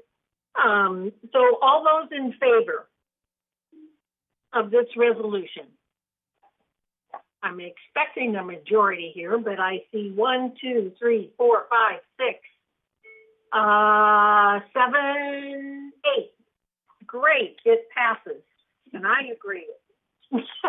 Next year it will be a lot easier, and I realized that there was a lot of talk about this because we had to change the way we approved, the waiving of the guest fee, and we can blame all that on Kelly. So and his insistence. Okay. All right. So the next item, okay, is do I hear a motion to introduce a resolution for GRF Taxation ADA policy. And Egon, will you read that resolution? One second. Okay.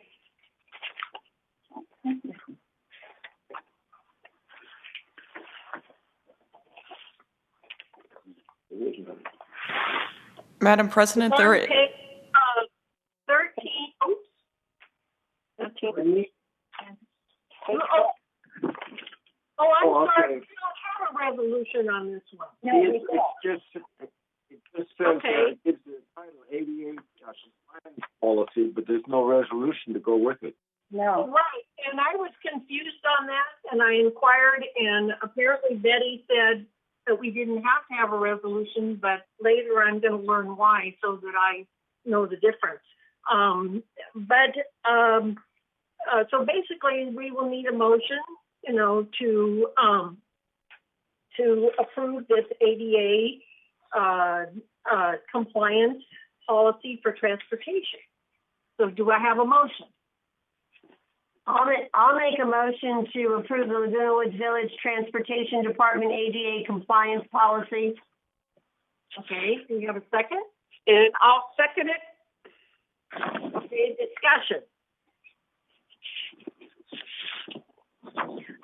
The reason for this policy is for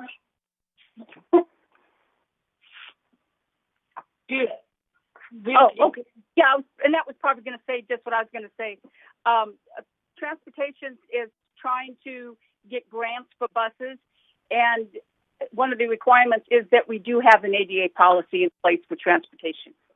So that was how it was presented to the M&B committee, and they went from there. And I know Kelly was working quite a bit with Tim on this policy, so I am comfortable with it because of that. Okay. Sorry, Annette. A little question for Judith.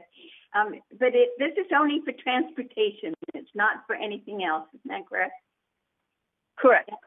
Okay, thank you. Okay. One of the things that I caught, in the direct threat in the wording there, and I did discuss this with Chris, and we got a comment from Kelly on it. But it's under 19 for direct threat, and it says behaviors that may cause immediate exclusion from the system.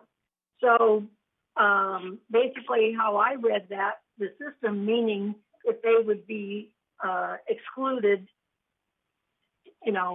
permanently, and so we went over that with Kelly. And basically, he said that we should substitute system maybe with vehicle, because that was more the intent. And I think, Chris, you want to speak on that?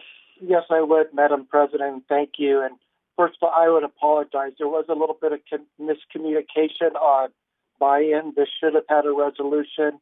And when it comes for the second reading, I'll make sure that does come with it, so I apologize for that. But getting to your question, yes, that was an oversight on our part. Thank you for catching that, Bunny. I would strongly agree that the word system should be changed to vehicle. The intent of that section is to identify behaviors that a rider is doing that would result in immediate exclusion from the bus, not the entire system. Okay. And then there was another change, and if you go down for what the exclusions are, it talks about other conduct judged. So we wanted that, Kelly suggested that we change that to determined by village management services rather than judged. And I think that Chris agreed with that also. Is that correct? Yes, I would agree with that also. That's probably a better word than judged, yes. Right, thank you. And the only other thing that I wanted to, is just a Scrivener, basically grammar. Passengers who have been excluded from the system. Okay, so when we say, so now I have to ask the question. So it says passengers who have been excluded from the system. So are we going to still use that word system, or are we going to say vehicle? I would recommend vehicle. Vehicle there? Okay. Okay. Funny, I got a question for Chris. Okay. When I looked at this page 5 of 10 under service and support animals, it says the service or support animal must be on a leash or in a container. Has there been any discussion on muzzling? I would imagine, that you can have a service animal that can be big enough to take a chunk out of somebody.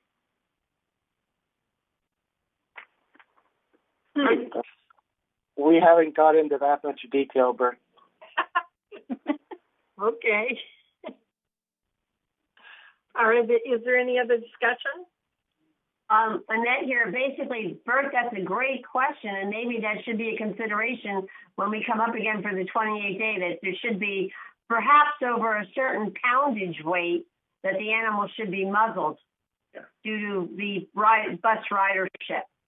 Because I do see some people here in the village that I think their dogs walk them, then they walk their dogs. So I think that might address that. Thank you. I'm sure you can hear my faulty alarm that I can't turn off. Sounds like the bus backing up. This is a non-smoking meeting. Oh. It's been going on all night long. I tried to turn it off, and I don't know how to turn it off because it's one of those, ones that has the LED batteries are supposed to be for 10 years. So anyway, I'll figure it out. All right. So basically, we don't have a resolution here, but it was determined that we do need to have a resolution, and we need to have this based on a 28 days for member review and comment. So, Siobhan, how would you like to have this handled there? Bunny, we will need to bring it back with a resolution for an introduction and then bring it back for adoption after 28 days. So we have to bring the entire item back. Oh, boy. So that's going to delay it for another month? Yes. Is that going to be a problem with Chris as far as... That will not be a problem on my side. This is more just a record-keeping policy that has been needed due to an existing grant that we have, and it'll also help us with future grants. So there's not a time issue with this. This is just something that has been needed to be done for a long time. Okay. Judith? I just want to say in connection with Bert, I think in the meantime, since she's going to bring it back under number 13, suspension service, one of the dots there says one of the violations is the opening of a container that houses the service animal. So if that's automatically the items for disciplinary action, then it's obvious that they have to have a container. Because here it says if you open the container, that's a violation. So it needs to be backed up by what Bert said under number 8. Judith, I think that there's two different things. The container could house like a snake. It could house, a small little dog. But other dogs can be on leashes, I believe. Everything's not going to come in on a container. And I think that's something that Chris might address. Okay, so service or support animal. And that's the only kind you can bring on board anyway, as a service or support animal. So that covers them all.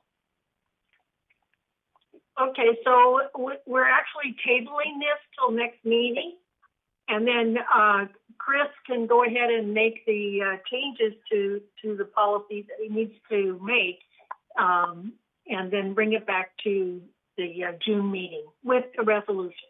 Do we have to vote on this? Correct? We have to vote? Have you got it? No. Okay.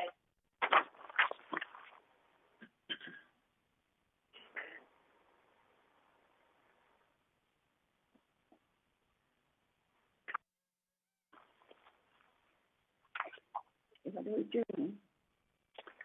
Judith, does it require that we vote to table? Oh, yes. Yes, and you need to have the time, which she did, next meeting. Yeah, but do we need to vote? Yes, correct. Yes. And I can't remember who made that motion, so. My phone's dying, so I'm going to be in trouble here. I don't know why it's not starting. So I'll make the motion that we table this until our next meeting. Okay, I'll second. Okay. Whatever. Okay. I think I need a new wire. Well, I'll be so glad when we get back to our board meetings in the board. Okay. Are we back on? Okay, we need a vote. Okay. Tabling. We need a vote? Yeah. Yeah. All in favor? Can't hear you, Bunny. You're muted. Of coming back next month for the initial review. Yeah, It'll okay. be Okay. with the resolution. Okay. It passes. Okay. All those that voted, right? Yes, and it passes. Okay. All right, so the next item is to approve the resolution for the GRF Equestrian Center Ad Hoc Committee chart. What had happened is that when we approved the committee, the duties for that charter was part of that report. And so it didn't become a resolution. And so I wanted to make sure that we had a resolution on record, for that ad hoc committee. And so that's why we brought it back. It was already previously approved, but we did not at that time have an actual resolution. So, Edon, will you read that resolution? All right. Resolution 90-20-XX. Community Activities Committee, Equestrian Center Ad Hoc Committee Charter. Whereas February 4, 2020, the Board of Directors of this corporation established the Equestrian Center Ad Hoc Committee pursuant to Article 7, Section 7 and 7.1.2 of the bylaws of this corporation. Now therefore be it resolved, June 2, 2020, that the Board of Directors of this corporation hereby assign the duties and responsibilities of the CHC Equestrian Center Ad Hoc Committee as follows. Review service levels, budget, and projected revenue. Review and evaluate all unbudgeted programs, repairs, and maintenance needs. Review and evaluate existing rules and policies and recommend changes of said policies as appropriate. Consider recommendations and encourage the participation of residents and boarders in the activities and programs, current and future. Create a resolution that details expectations for the service levels, procedures for recommended rule changes, and approvals. Resolved further that the CAC Equestrian Center Ad Hoc Committee shall perform other such duties as may be assigned by the Golden Rule Foundation Board upon conclusion of the Ad Hoc Committee work will be disbanded by the board. Resolved further the officers and agents are hereby authorized on behalf of this corporation to carry out this resolution. I move that the resolution be adopted. Do we have a second? I second it. Okay. All those in favor? More discussion? Aye. Oh, discussion? Is there any discussion on that? I'm sorry. No discussion? I have a question. Okay. Honey, this is Beth. I have a question. So, we do we in fact have charters for ad hoc committees? Is that a normal procedure? That's my understanding. we still have to determine what the duties are, and if I can come up with that, research that and find out. But my understanding, there needs to be a resolution so that we have record of what those duties are. So for resolution for a charter, so that we have record of what our duties are. If I'm correct, I can research that. Yeah, and I don't know, because I just wondered if anybody else remembered seeing a charter for an ad hoc. An ad hoc seems much more of an informal type of committee than to formalize it with a resolution. But somebody else may have, more memory on that than I am. Just coming up with it doesn't seem like we've had that before. Madam President, Okay. if I could interrupt, This is Siobhan. There is an ad hoc committee for Clubhouse 1, and you recently adopted a charter for that ad hoc committee. Yes.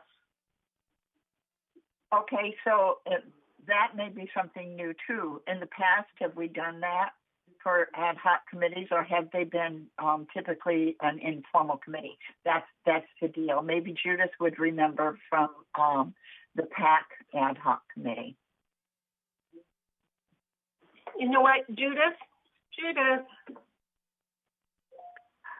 She said her phone was going dead. Okay.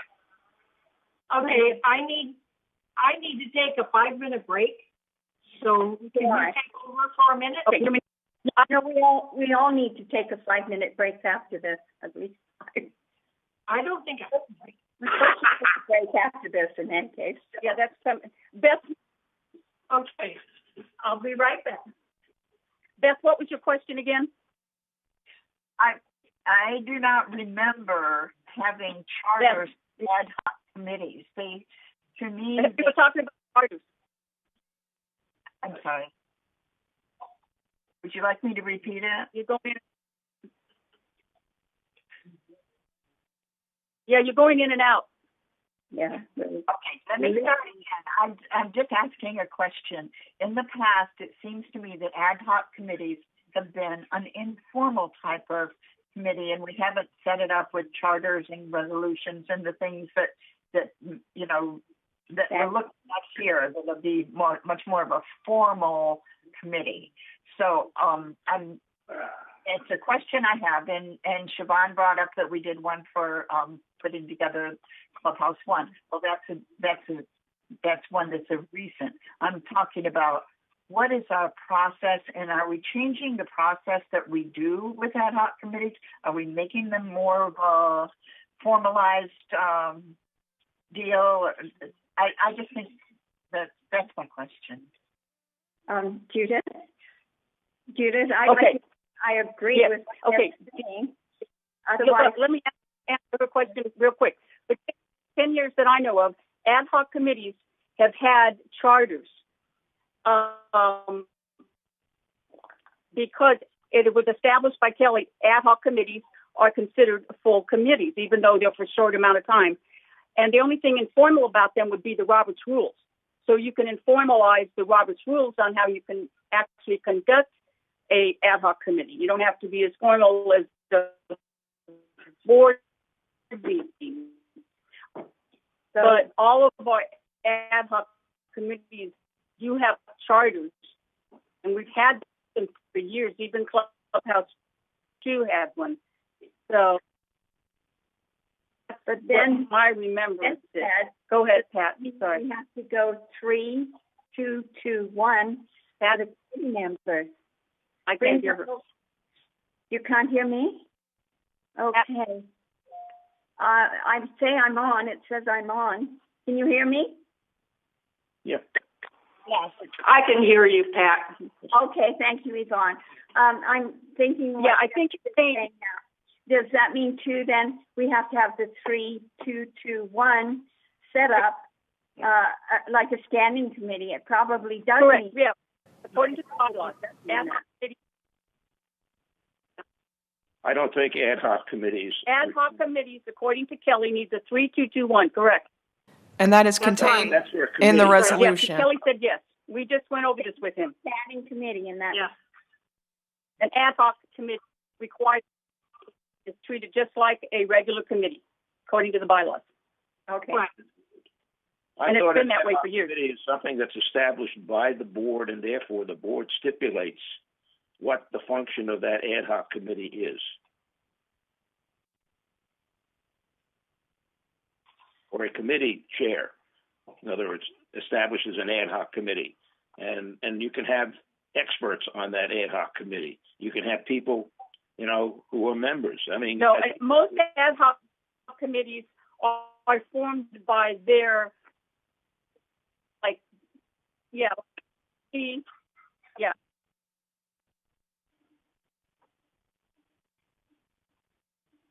I can't hear what you're saying. You might think that task forces are a little more lenient. It used to be, and now Kelly's changed that recently. Task forces now have to be treated like an ad hoc committee. But you're right. Task forces were. Okay, can anyone hear me? It says my thing is on. Yeah, now I can hear you. I can hear you. Can you guys hear me? Mm-hmm. Okay, now I can't hear you, June. I can't hear anybody else. But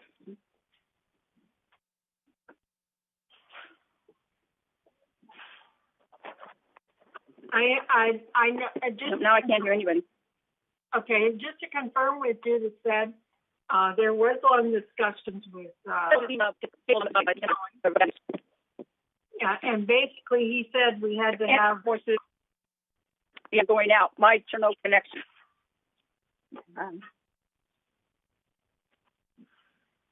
Okay. Okay. Yeah, I'd like to speak too. Yeah.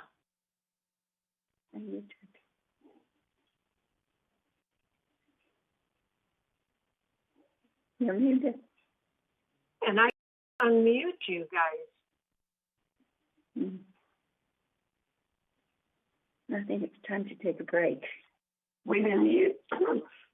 I just thought we would have to take a break. So basically, what was the result of the discussion? We were just identifying. Oh gosh. 7.1.2 states that even ad hoc committees are all the same as standing committees, the requirements.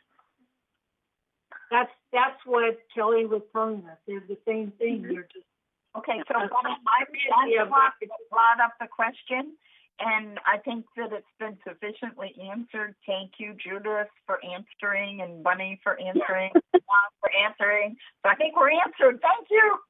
Okay, are we going to vote on this?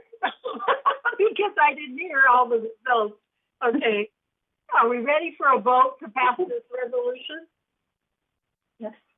And it's a charter. It's basically a charter. And Pat? Yeah, I'm ready. Okay. All those in favor?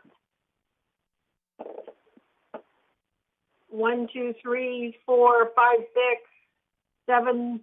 Okay, it passes. Thank you. All right, so everybody, I know we have one more item before we go to the committee report. So my question is, do we want to go over that item, which is the pool 2, and then take a break, or does everybody want to take a break now? Okay, no answer. All right, we'll do one more item, okay, and then we'll go to we'll take a break and go to committee report. And basically, it was 13E, and it was, let me get it here, the backstroke. We're going to entertain a motion to introduce a resolution for backstroke stanchions and flags at pool 2. And what I'd also like to do is consider a conditional approval based on the group become a club, okay, and establish rules of operation. Establishing the rules will help to mitigate liability and ensure that the group does not take over the pool during the prime summer time. So, do I hear a motion?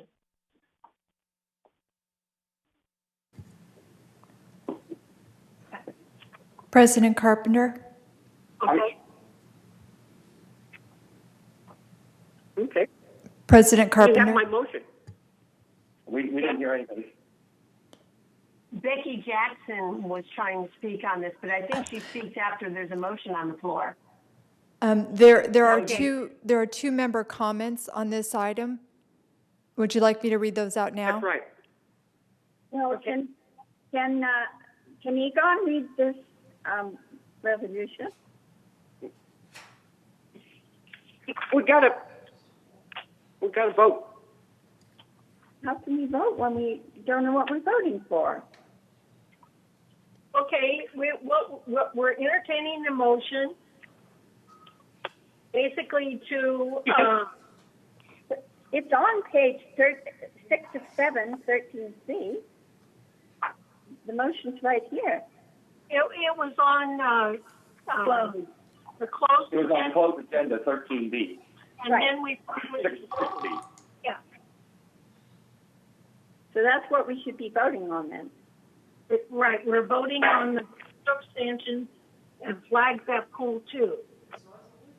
Has nothing to do with meetings or clubs or anything else. No. The No, motion should be I don't think you heard what I was. But basically this club. This is the group of people. Okay. It is not. Mostly ones, because I've been at ones there several times doing this. Pardon? No club.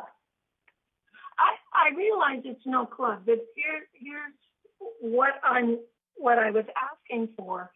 This group is not a club, okay? And because they're not a club, they don't have any established rules of operation.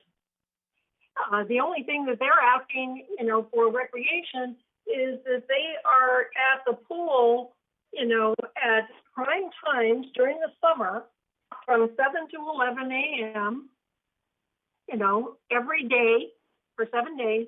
There's no established rule that says they can only use a certain lane so that they don't completely take over.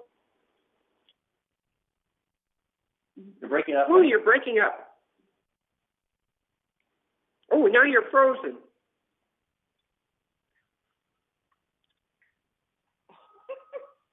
Oh, dear. You and me both, Pat.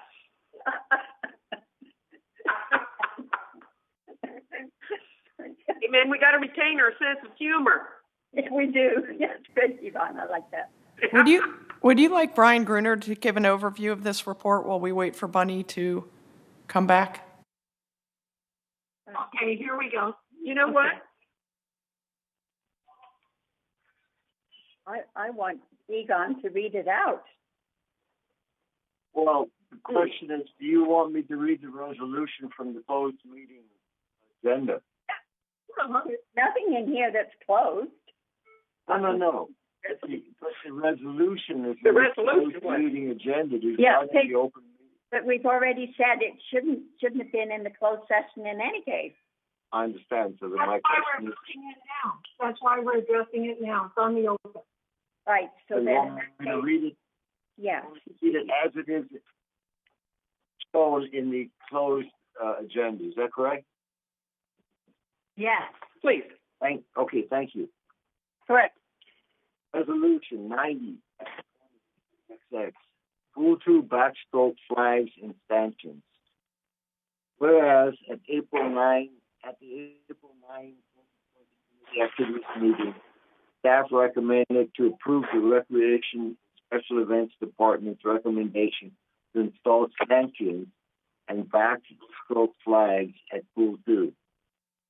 whereas pools 2 and 5 are considered lap pools of the community, offering lane lines for recreational lap swimming.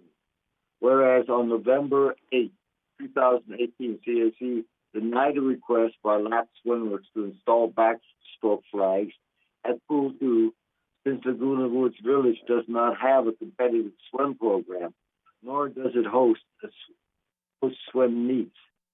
Additionally, the current lanes have indicators with long white strips at the end of this lane line to alert swimmers of the approaching wall. Whereas at the July 2019 special CAC meeting, approximately 30 lap swimmers requested CAC approval to install backstroke flags. Whereas on March 12, 2020, CAC decided to reevaluate the request and directed staff to provide a staff report. Whereas Laguna Woods Village lap swimmers have become more organized in the past year, adding participants into the program, creating competitive swim environment at Pool 2.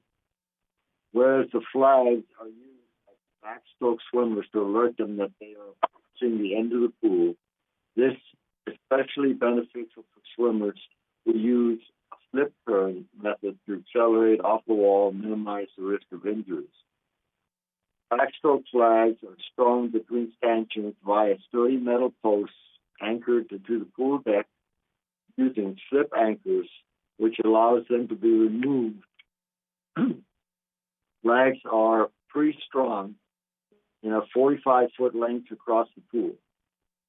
Whereas the majority of lap swimmers 7 and 11 a.m., the flags would be in place during this time frame and removed the remainder of the day. A screw-in cap would cover the stanchion holes when not in use.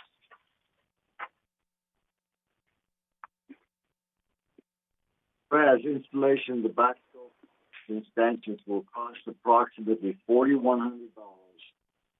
Operating funds from Aquatic Center, $6,900 material and supplies would be used to cover the expense.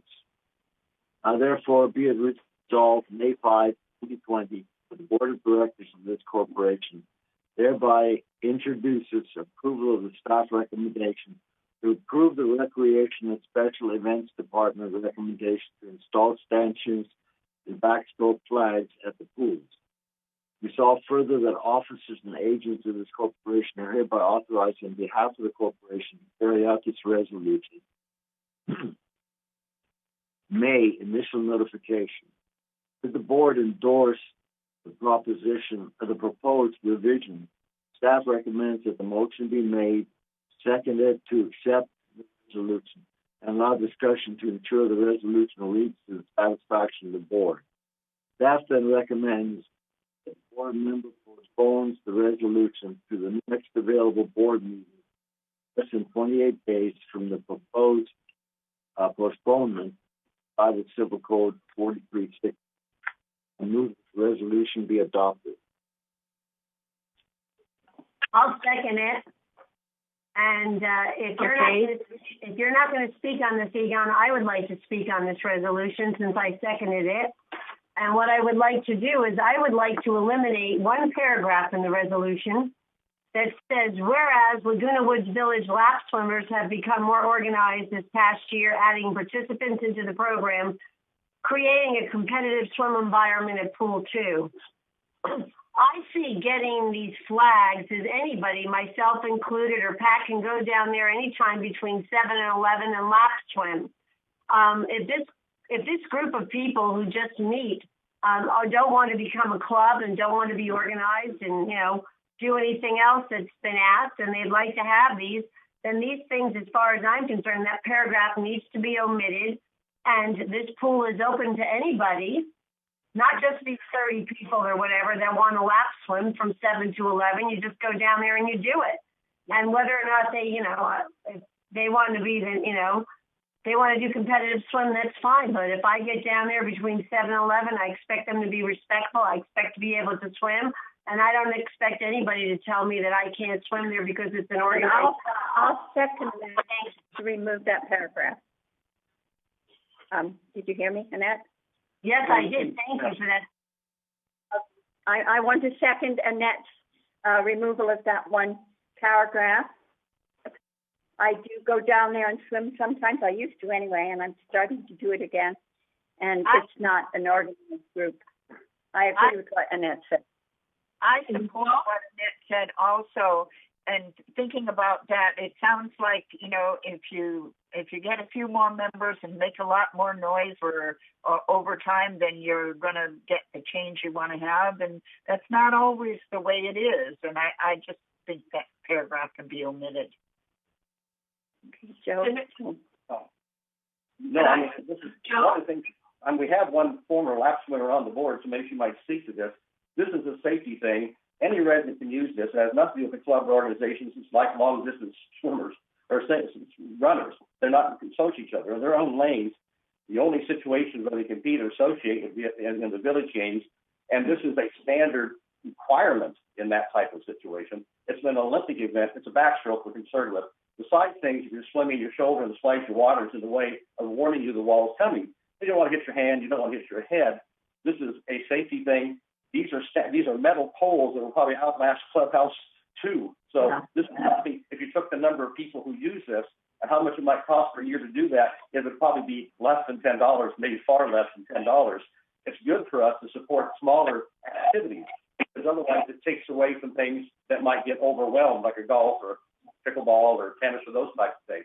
So these are the least expensive things we do most cost effectively per resident, even per price per resident, to do this. But it's not an organized group. Anything will lap swim. Some do it competitively, some don't. It's just a safety measure.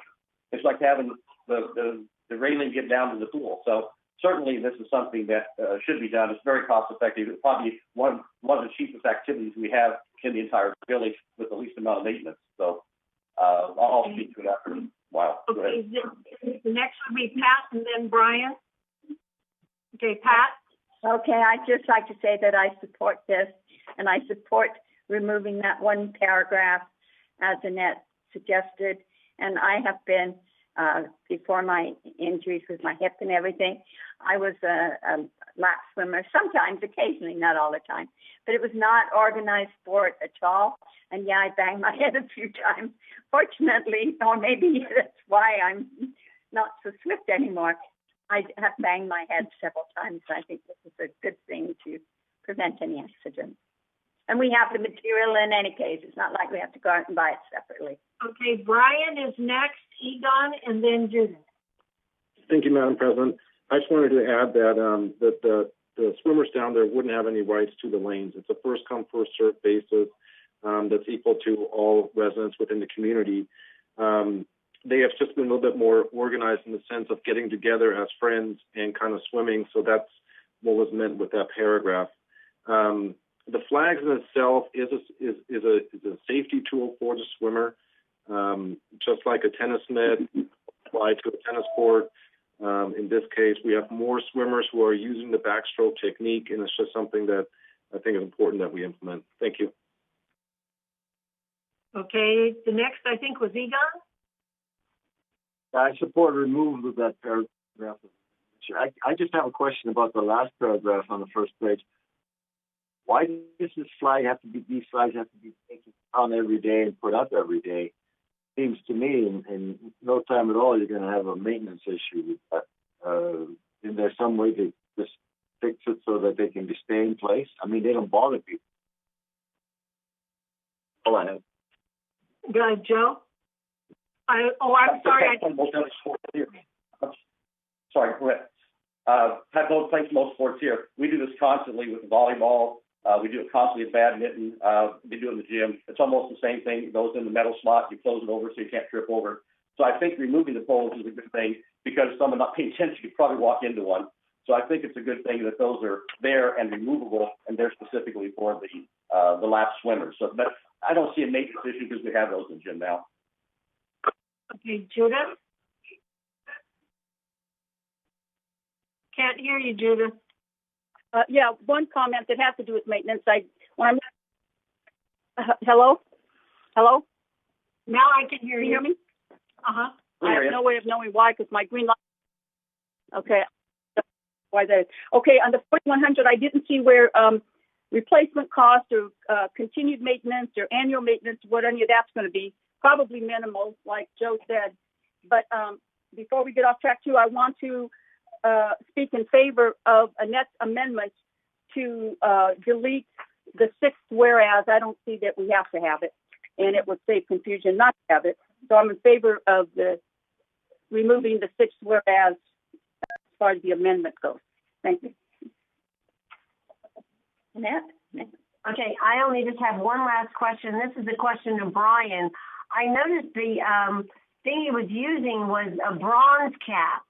And so I just didn't know with being around the water if that would get limed or just the cap itself, not the insertion for the pole.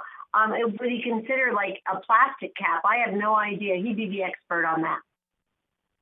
Yeah, we can certainly look at some options of that. I can't imagine they would have a cap that would obviously make an issue or cause an issue of concern for the water. But we can certainly look at some options that we can definitely purchase that would not, obviously create that environment. I have a question. Okay. We're basically stating in this resolution that they can swim between 7 and 11. Okay, and that's every day. Can we also make a stipulation in here that they can only use 3 lanes for lap swimmers? That way, there's 5 lanes. And that way, 2 lanes would be left to the rest of the community. No. David. No. First comes first served. Bingo. Can I speak? Yes. Yes. Okay, Yvonne? Okay. First of all, we use brass because it doesn't corrode. That's why you use brass caps around swimming pools. Second, I think it should be first come, first served for anybody that wants to lap swim.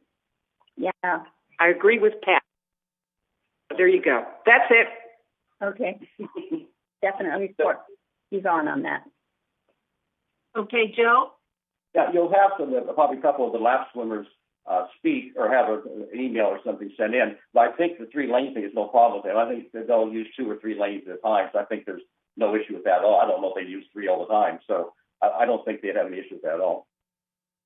That's what I remember conversation with you, that wouldn't be a problem. If we stipulate it in here, and they will understand that they're granted, 3 lanes per lap swimming. And that was the request I got, so they're fine. Yeah. Okay, is there any other discussion? I have a question. I'm not sure. That want to speak. We have the 2-member comments if you'd like to hear those. Okay. Okay, the first one is from Reed Archambault from the Towers 1351. Okay. My name is Reed Archibald. I reside at the Towers 1351. I am a daily lap swimmer. I swim for recreation on the advice of my physician as a treatment for a chronic back injury. My physician recommends that I stretch daily in the pool and swim a variety of strokes, including the backstroke. It is a common occurrence where I am swimming the backstroke to jam or scrape my fingers, hands, and wrists at the edge of pool 2. While not as common, I have also hit my head and jammed my neck while swimming the backstroke at pool 2. The installation of safety flags at pool 2 will help prevent these injuries and are regarded as necessary safety equipment like land dividers, pool ladders, and handrails. They have been in use in the Olympics and public pools for decades. The fact is that safety flags prevent injuries and will lower GRF's exposure by reducing the likelihood of someone seriously injuring themselves by hitting the walls while swimming the backstroke. Lap swimmers are not trying to convert pool 2 for lap swimming only. There is already an agreement in place that sets forth when lap swimming takes place, and that agreement will not change with the installation of safety flags. Lap swimming is not conducive to the formation of a club. No fees are being collected or charged for lap swimming. Lap swimming is an individual sport like long-distance running. While many residents lap swimmers, we are connected together, and most of us are focused on swimming long distances using proper techniques, not socialization. The estimated $4,000 cost for the installation of safety flags is relatively small, given the safety issue and the potential legal exposure involved. Indeed, some of the cost is staff labor. Moreover, the flags will last for years, and the poles may even outlast the pool and or be reusable for a new pool or moved to another pool. In any event, the cost of safety flags per year per person is very small on a yearly basis and over its lifespan. I'd like to thank the GRF Board for their attention and consideration of this serious life safety issue. Please retain a copy of this letter for your official records. Next comment is from Jan Levenrad, 3051, C as in cat.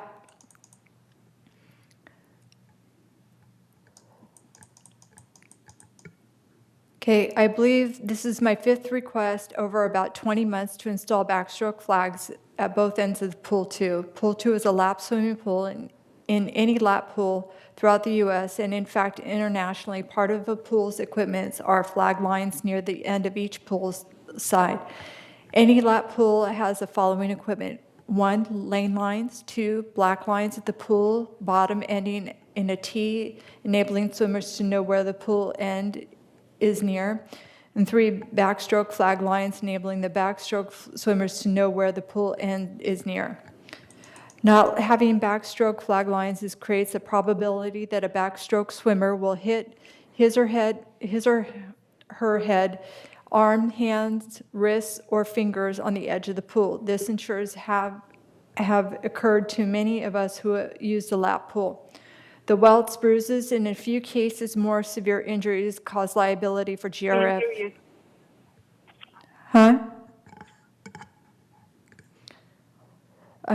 An unnecessary discomfort for us swimmers. About 5 weeks ago, I personally hit my head so hard at the pool end that I still have an injured neck muscles to date. I honestly do not understand why there is a resistance, especially as not having the flags cause safety issue. Recreation has researched the cost of the backstroke flags and found that they could be installed for around $4,000. Please reconsider voting for this issue. Regards to all, and stay healthy.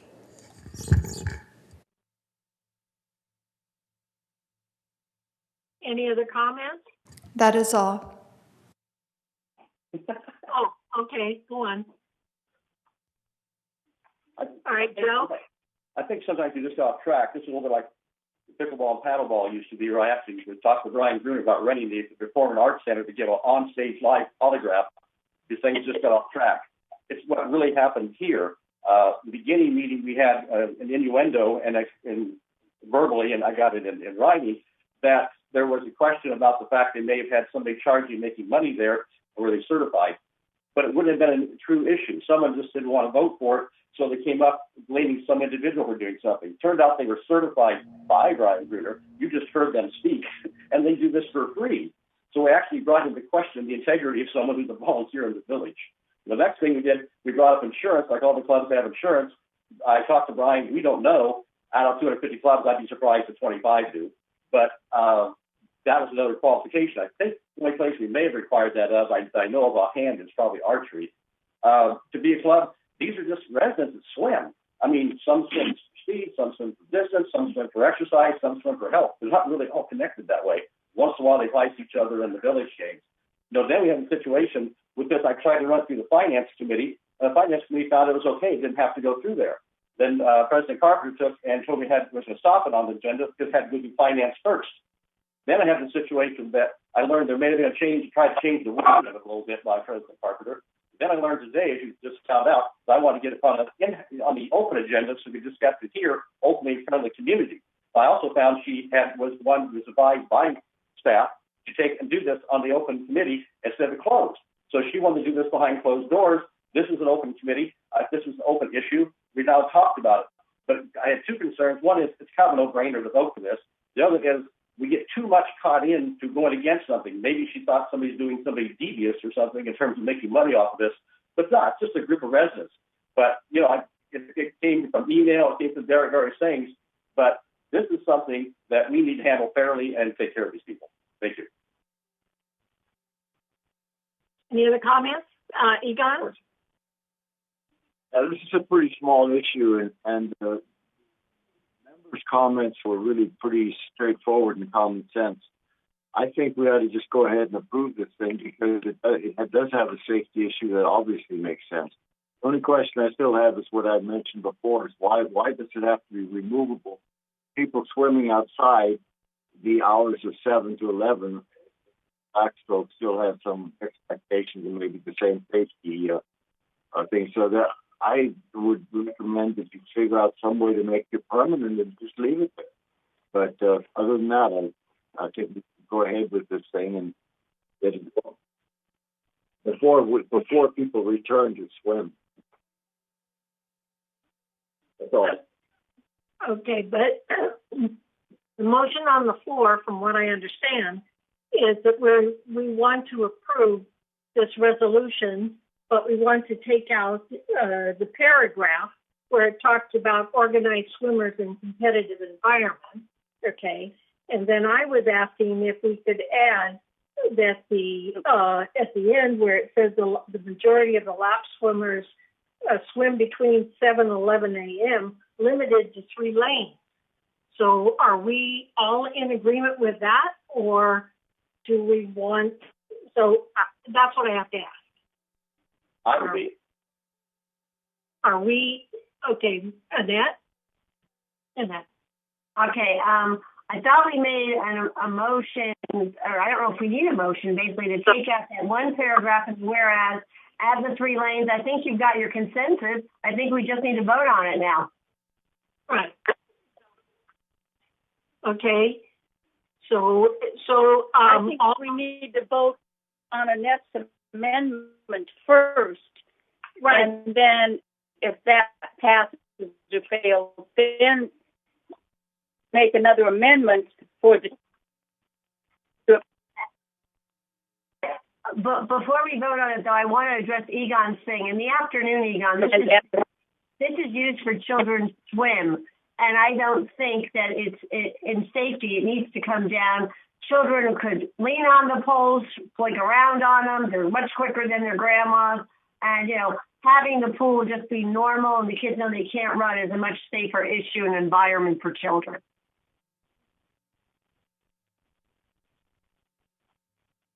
Okay. So first I'm confused. Okay, so first the motion is to approve this resolution based upon the modification of removing the whereas Laguna Woods lap swimmers become more organized in the past year, the participants of the program creating competitive swim environment. So all those in favor of the resolution with modifications, please raise your hand. Okay. So that's in favor. All right. Everybody's for it.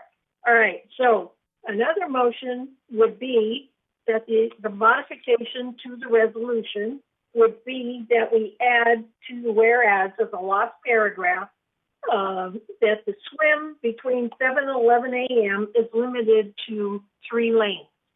All those in favor of that motion. Okay. I said it all wrong, but I'm getting tired. Okay, so are we in favor? Let me see, because I got an no.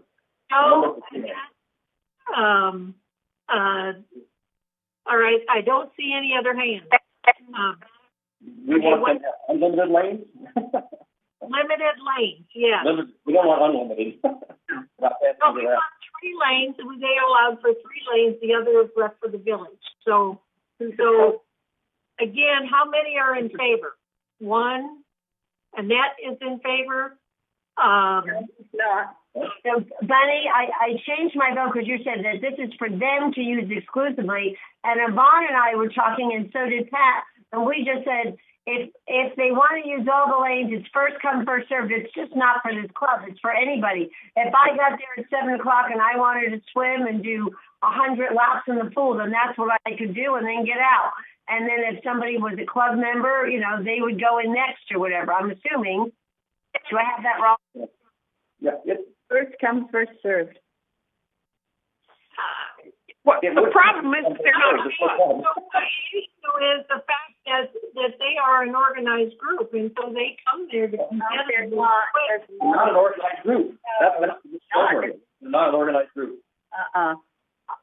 So, okay, but you said that before. You know, we had a policy in the. Okay.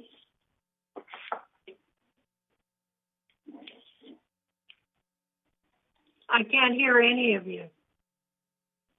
I can hear you. I don't think the others. I can hear you. How many are opposed to the lane? Bonnie, if you want to restate it, I don't have a problem with that. That's safe. It's not a club. It's not an organization. They don't go there. It could be first come, first served for all residents. That's no issue. Absolutely. Yeah. Okay. If we have a problem, then later on we can absolutely make modifications. Okay. Okay. So that did not pass, and so it was approved. Okay. This resolution is approved based upon the modification of this paragraph. Do you want me to repeat it again? So it passed basically, and I think everybody wants to break for 5 minutes before we go on to the club report or to the committee report. Is that right? So we have 5 minutes before. My clock here says 12:08. Says 10. Pardon? So we'll be back in 5:10. Pardon? When? Well, it says 12:08 on my clock, so I was thinking 5 minutes would be 12:14. Okay. 8 and 5 is 13. Okay, so at 12:15 we come back. All right. Thank you.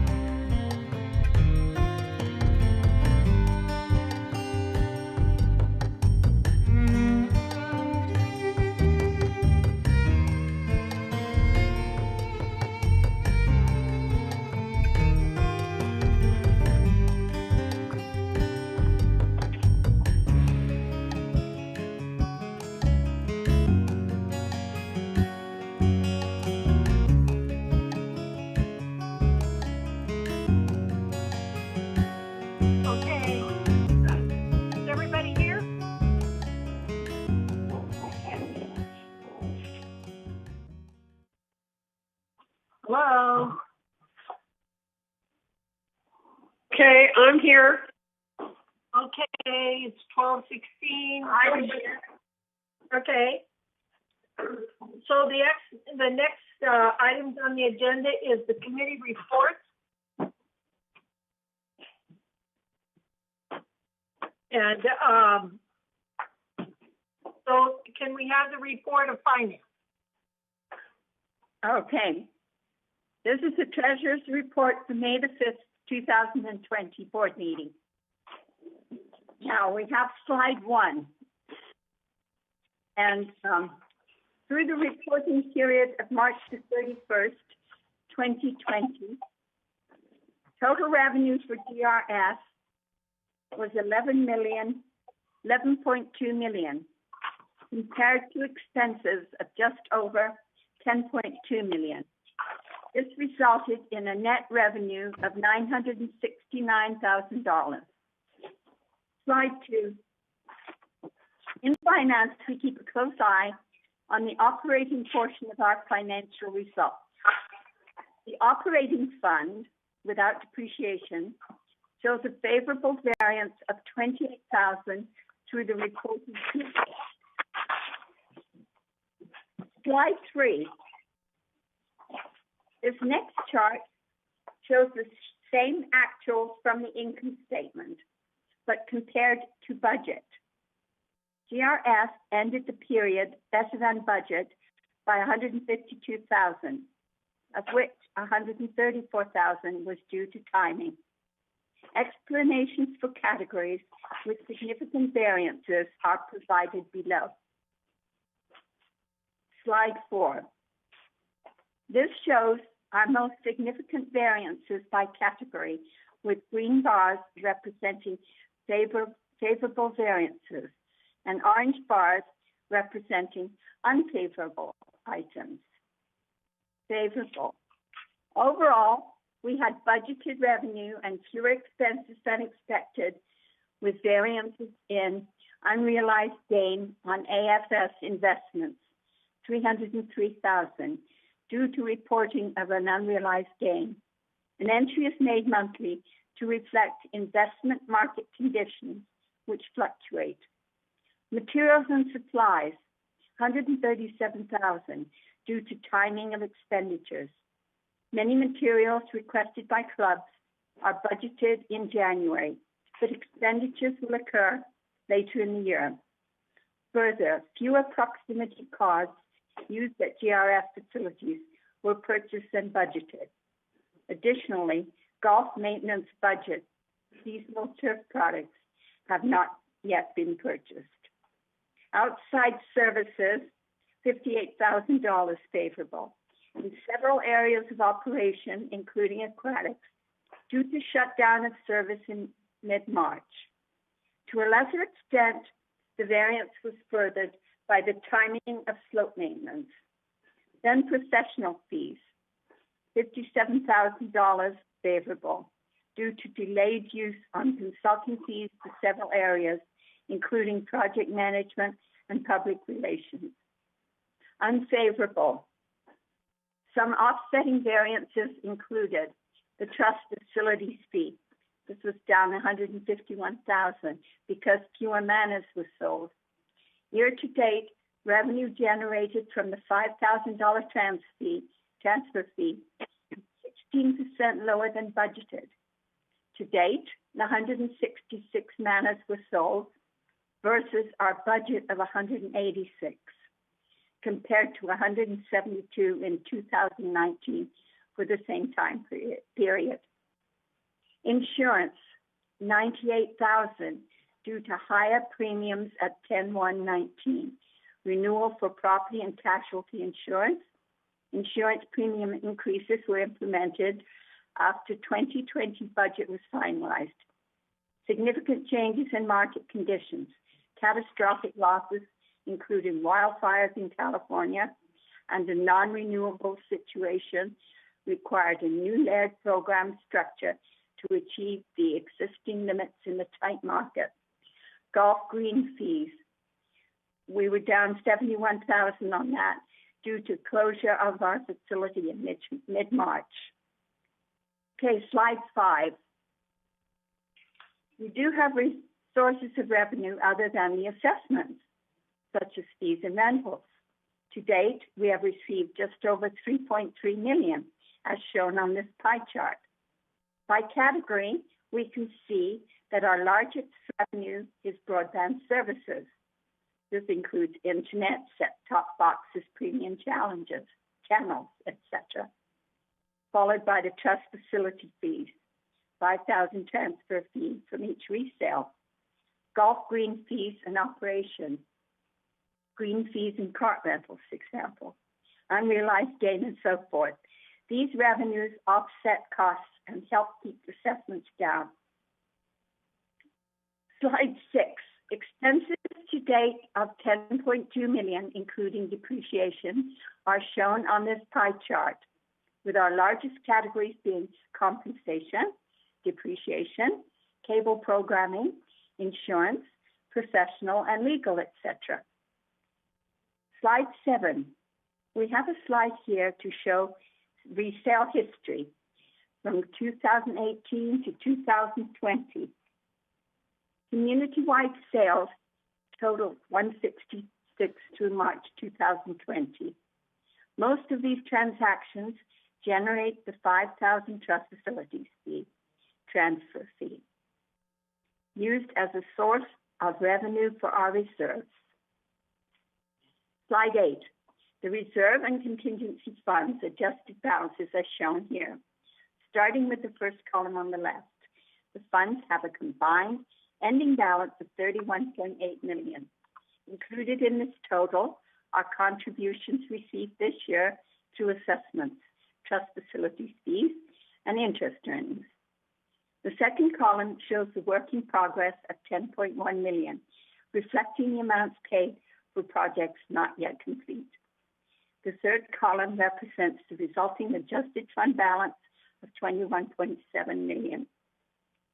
Slide 9. We compared our adjusted fund balance to historical balances for the past 5 years on this next chart, showing that GRF has averaged about $21 million in reserve and contingency funds.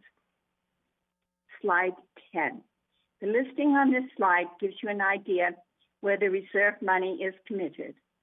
Of the $22.4 million appropriated by the board for various projects and equipment purchases, the remaining encumbrances against our reserve and contingency funds is $11.4 million, primarily for renovation projects. That's it for these slides. I remind you that much more details provided in the GRF Finance Committee meeting packages, which are available online and at the GRF Finance Committee meeting. And we will be meeting on June the 24th at 1:30, hopefully in the boardroom. I would just like to add to this, in this time of difficult economies, that we must be very prudent with our expenditures.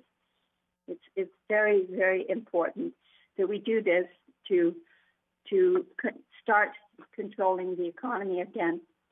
For one thing, we need to only spend what we have. We should not get involved in loans and things. Just because the loan interest rate is low now, there are some people who want to go out and just make a loan for the sake of making a loan, and I suggest that's not a good idea. Be very conservative and very fiscally responsible, and always ask yourself, do I really need this thing that I'm buying? And also only purchase what we have, what we need, when we need it, and don't go into debt for any of this. And God bless all of you. Thank you. Okay. Okay, thank you, Pat. And the next thing is purchasing task force, and I have nothing to report, and the next meeting is to be determined. So the next report will be from CAC. Yes, thank you, Chairman. At this time of this pandemic, I want to commend all three of the boards who authorized, VMS to keep us safe, and Jeff Parker to lead that effort. It was reassuring on all of us who are active in the community to know that VMS was well prepared for this from the moment it happened. So kudos to Jeff Parker and to the board president, to the board, to voting to make sure to keep us safe. I know many of the people out there either use our facilities or maybe part of clubs are anxious to find out when are we going to open. Obviously, we're going to follow the governor's leadership in this, except where we can get some type of exception. Golf is beginning to open. We're looking at other sports. Those activities, not necessarily sports, those activities, be it a painting class or shuffleboard or whatever, send to me anything you think that might help keep you safe in case there's something where BMS is looking at it, but they don't know exactly what needs to be done and more you can do. And that way, and golf has done this, pickleball has done this, paddle tennis has done this, and tennis has done this. That's really helpful, for us to see what you can do and what you're willing to do to keep yourself safe. On the other side of this, for all of us that are active, we have to realize every time we step out the door of our house, we take a risk. There's nothing we can do anymore, even going to the grocery store, that's even 100% safe or anywhere near that. So we have to be respectful of our other residents here as people who are active in the community to make sure we take every precaution necessary that we keep ourselves safe so we keep our neighbors safe. So we will work as hard as we can and work with you to try to get you open. And I'll talk with Jeff Parker and see what we can do as time goes on. I'm sure that he wants to open things as soon as we possibly can, as soon as we know it's possible to keep us safe. So again, I thank all the residents out there for their patience, for waiting for us to come back to life again here in the community. It will happen, and when we do, we just need to make sure we consider being safe for ourselves and for our neighbors as well. Thank you. Thank you. The next landscaping, Bert. Bert, oh, here.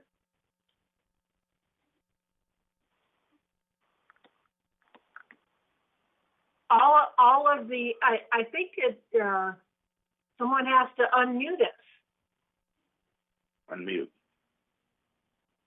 Hold on. Okay, there you go. I am unmuted. Okay, now you are, but my screen, everybody is muted, and now you're finally unmuted. Okay. Anyway, landscape did not meet. Was scheduled for May, and that has been canceled. There's only one item on the agenda, and that basically is the approval by the members of the committee of the plans for the gatehouses, the plantings around the gatehouses. So nothing to report. And it's to be announced when the meeting will be held. Okay. M&C, do you have anything to report, Egon? Yes, we did meet and discuss primarily the truck wash facility, and we passed that. Although with happiness, we passed it because we were coming up against some sort of a deadline, or at least we thought at the meeting we were coming up fine beyond that. It looks like though we have until January 15th of 2020 under the current permit, 2021, I'm sorry, under the current permit, and that is extendable by the city. So I don't know anything reality based on potential fines. We'll have to discuss that in the session.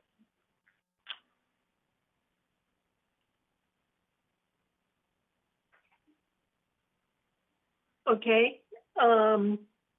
Judith, you're next on the pack.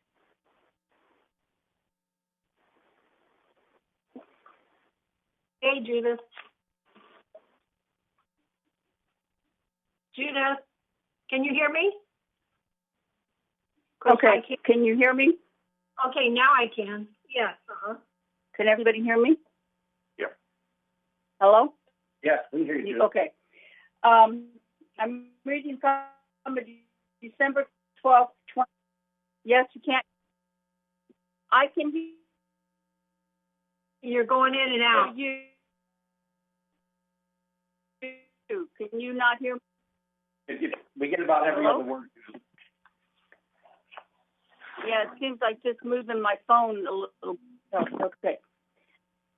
Okay, I'm reading from a December 12th, 2019 staff report of the PAC. And, okay, the PAC is a Clubhouse 3, 29,000 square building that's 50 years old. Okay, I don't know what else to do. I will speak slower. In April of 2017,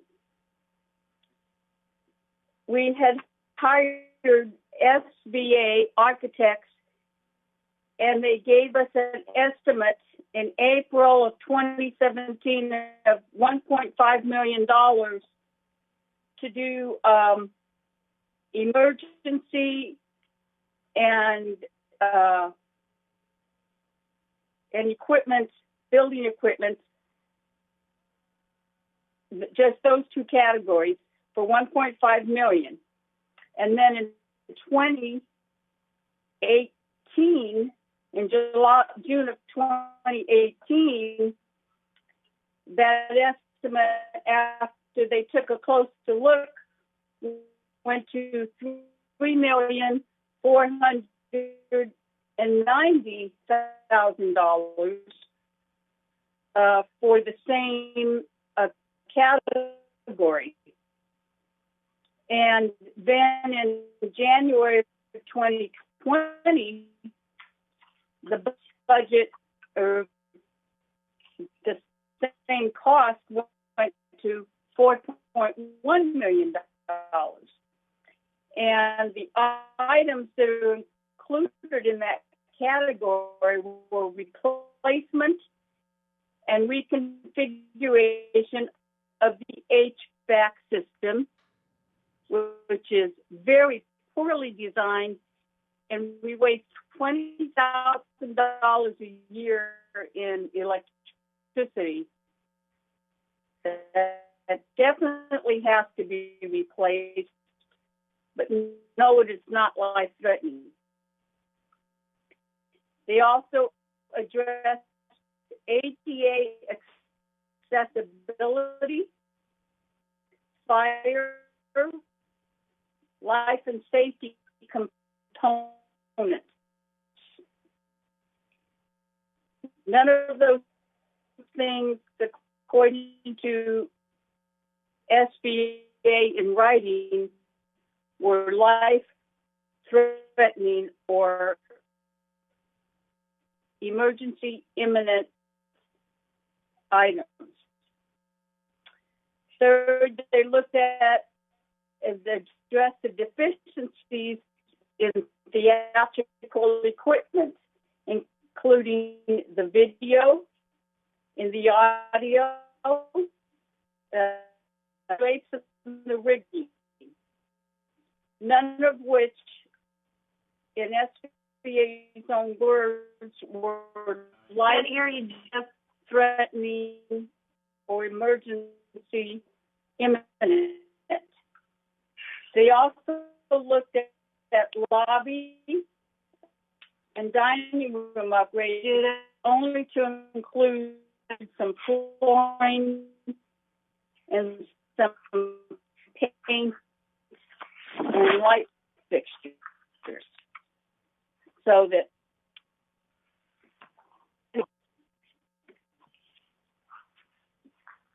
freshen up the place. So we weren't able to go out to bid until January of 2020 with a budget of $4.1 million.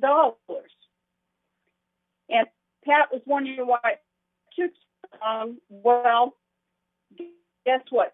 Then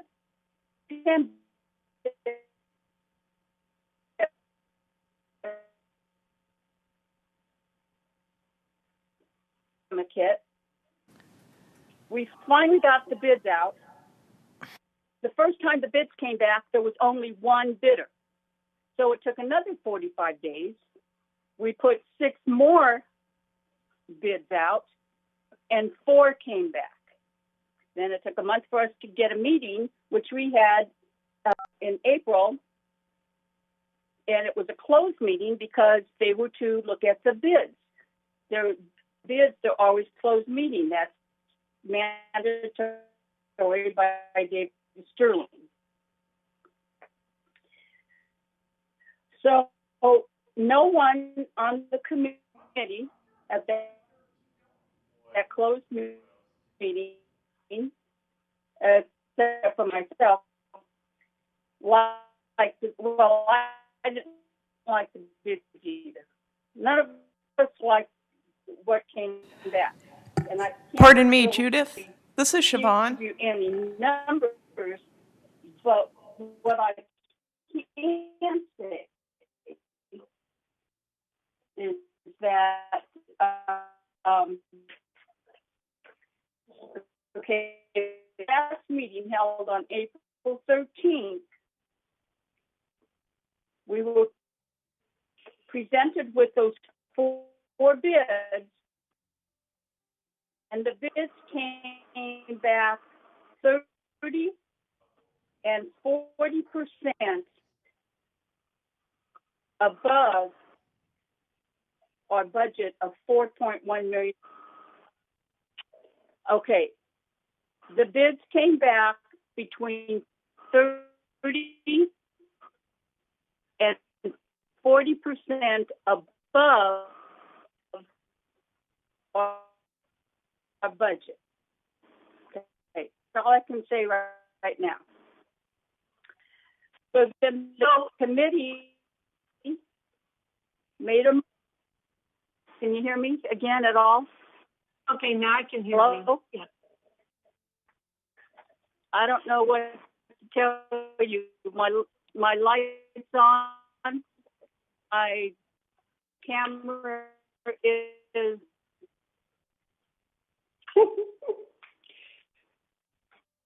Hello?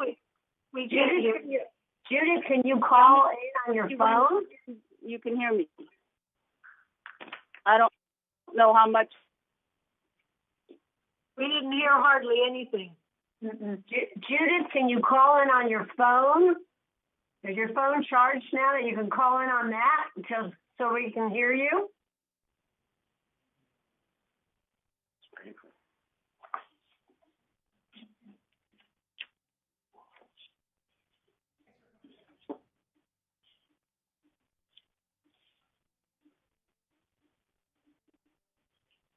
Looks like her screen's frozen.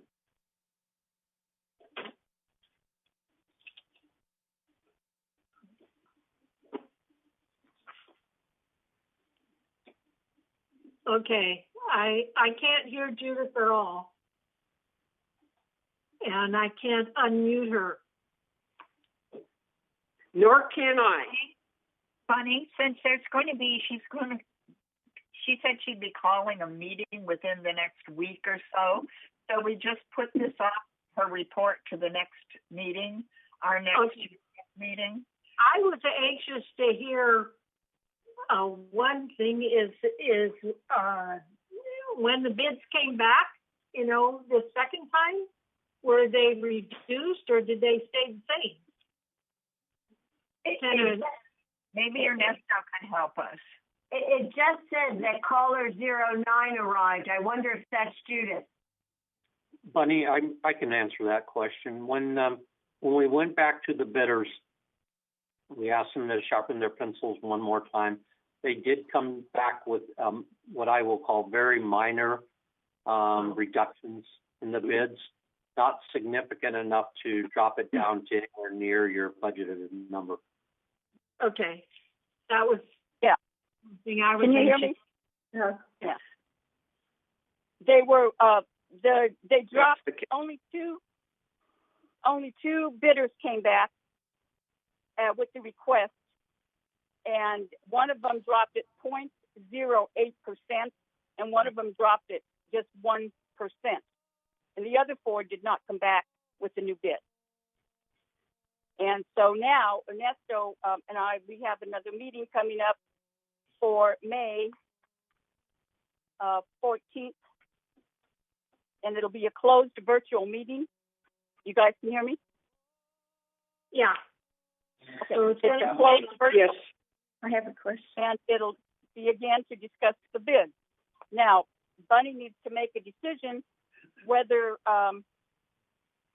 we allow other directors in this bidding process when normally it's closed to just the people on the committee. But if like Pat, someone else, other GRF directors want to join in, do you want to allow that? I'm not going to make that decision.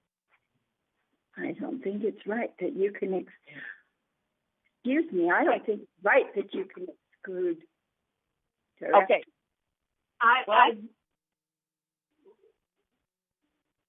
I have no answer for that, but when we set up the meeting, okay, we can address that. Yeah, maybe in closed session I can ask Kelly about it. Okay, let's do that. That's good. Because it does Can have I to speak? do with contracts and stuff. Okay. Yeah, I wasn't finished with my report, but go ahead. Did someone else want to speak? I wanted to ask a question. I did. Okay. Okay, so we have Pat, and then we have Yvonne. Okay, my question to both Judith and Ernesto is this. Are we going to downscope now so that we can come with some kind of an agreement on a contract of some kind? Is that our intention to downscope now? That's going to be discussed at the meeting. We've had a resistance from the committee to do that. I tried to do that at the last meeting, and I was voted down. So now I think it's time that we consider that. But that we can't discuss that here in an open meeting. So that we want to. And the second thing I wanted to say was, I don't think you can disallow board members from coming to your closed meetings. I think we should definitely ask Kelly about that. That definitely seems wrong. Yeah, that's my suggestion. Yeah, especially since we're where we are. Yeah, that's what I'm going to suggest. Thank you. Okay, Yvonne. But I'm not going to make that decision. Okay. Yvonne? I was just going to follow up on what Pat said. She now completed her sentence, and I have to agree with her. I don't think that you can have board members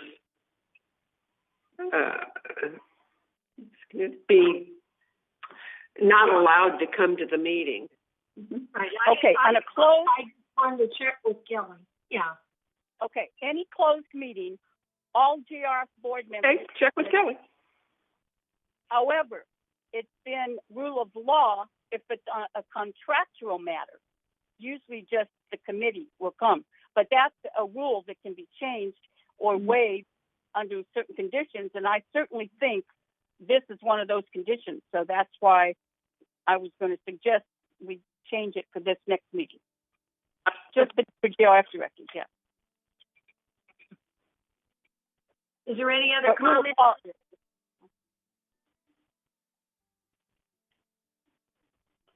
Okay. Joe. No? Okay.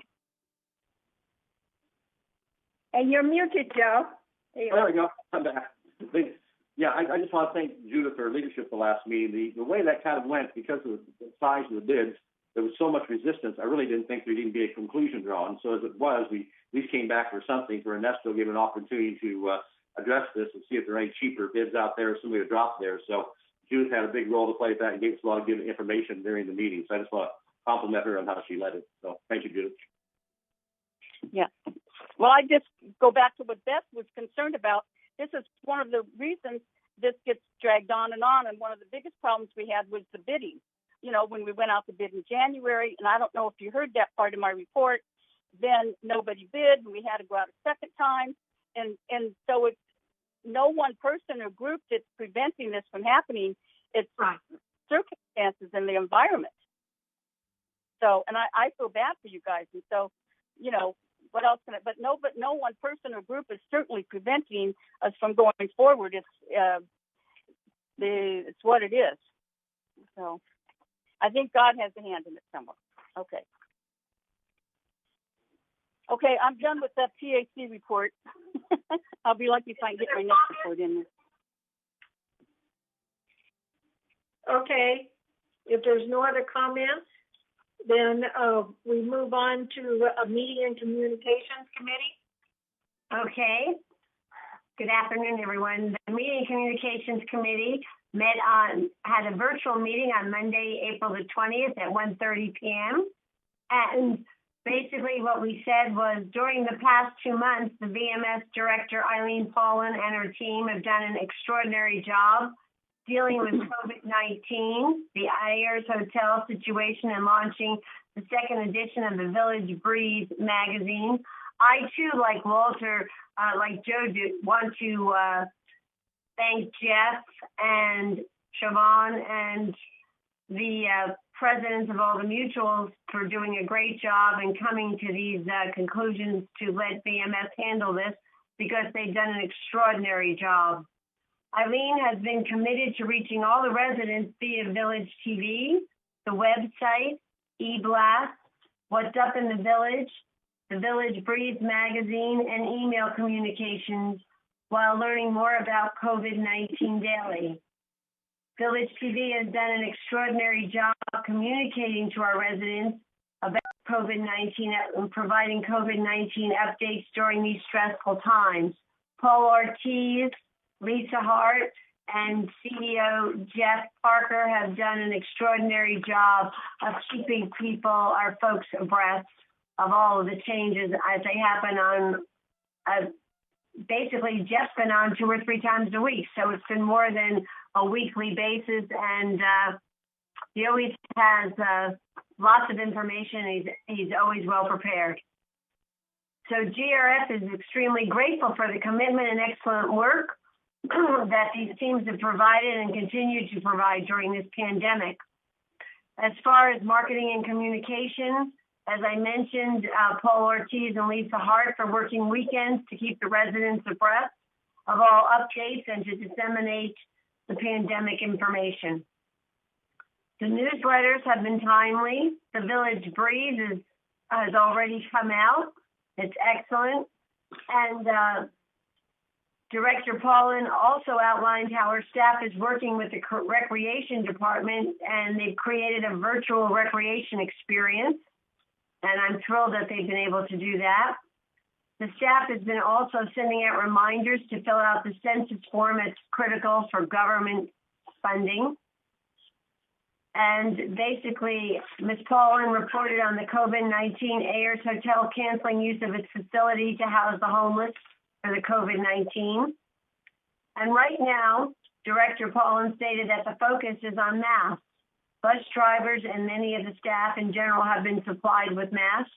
The Foundation of Laguna Woods Village provided opportunities to distribute the masks, and that's what's happening throughout the village right now. As far as the next month, we're scheduled to talk about broadband and the consultant update, and we'll also have a closed session following the open. And the next meeting is scheduled for May 18th at 1:30. And right now, it looks like it still will be another virtual meeting. Thank you, Bunny. Okay, thank you. The next report is Beth on the Thrive Task Force.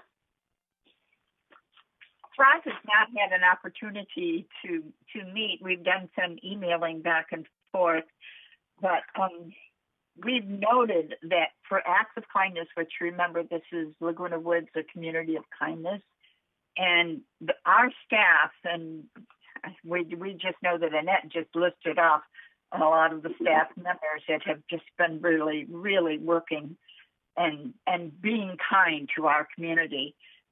2 of our Thrive members are putting things out that I know that you noticed to kind of bring us to the thoughts of kindness and caring about others. Mark Ravenovich is putting out different photos around the village to just kind of provide peace and serenity. And Paul Ortiz put up a new video that you can see on TV6, and it is the Laguna Woods Village, and there are different photos, but then imposed on that are quotes from different people, which really bring serenity and an idea of thriving. Two of them that are really kind of all of them are really great. I'm just going to read 2 of them to you. We need to be engaged with our community to thrive, and that's by someone called Pam Ishmael.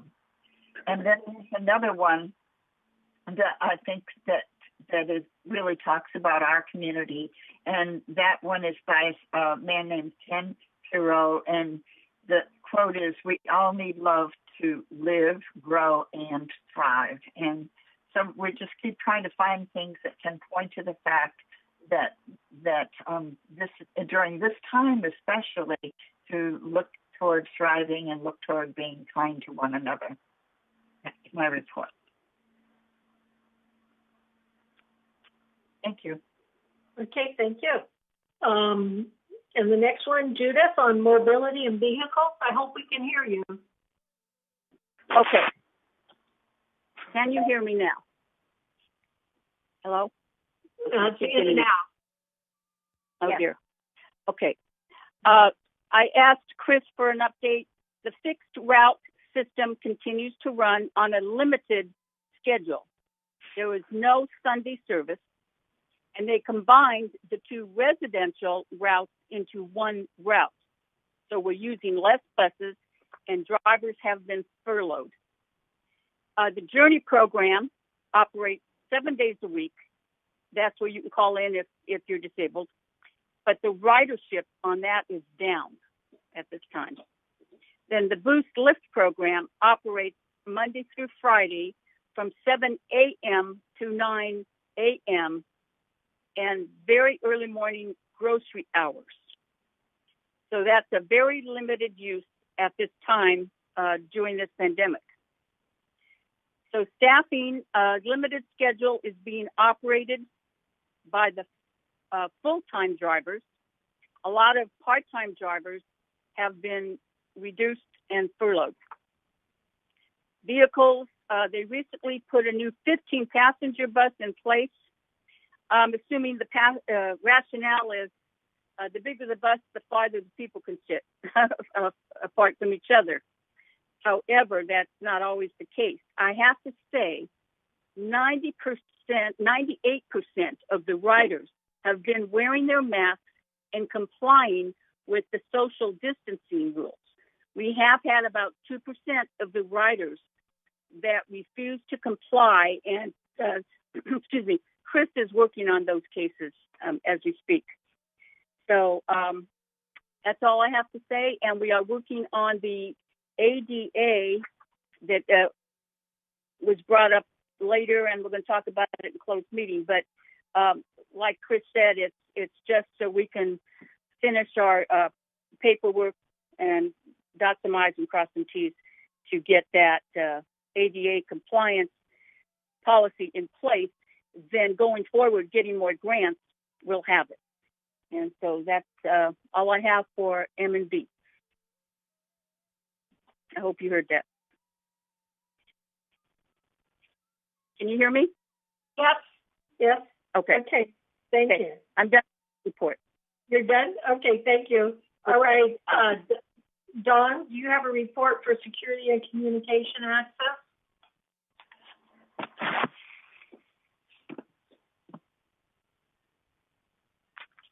Dawn?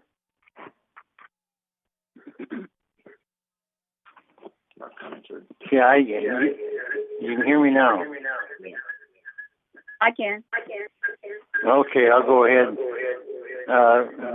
We haven't met since last February, but I've been in touch with Chief Carlos Rojas through email, and he says safety and security remains high, but we have had a few incidents. We've had 2 cars stolen. One, the keys were left in the car. In another case, the guy just broke in and hot-wired it and took off. So Chief Rojas says if you see something, say something. At this time, Egan, do you have anything traffic? Oh, there was no traffic here. Okay, and you have to wait that's when the CBD went determined. Thank you. I didn't hear what Egon said. Did he say there was no traffic? There wasn't any traffic hearings, correct? That's correct. Oh, we're having, okay. All right, that's so, correct. so the next, all right, thank you. So, Deuce, do you have anything to report on the, disaster preparedness task force? Just to say, there is a meeting coming up this last Tuesday of May, the 25th, at 9:30 a.m. It will be a virtual meeting, and all residents or any residents interested can call in.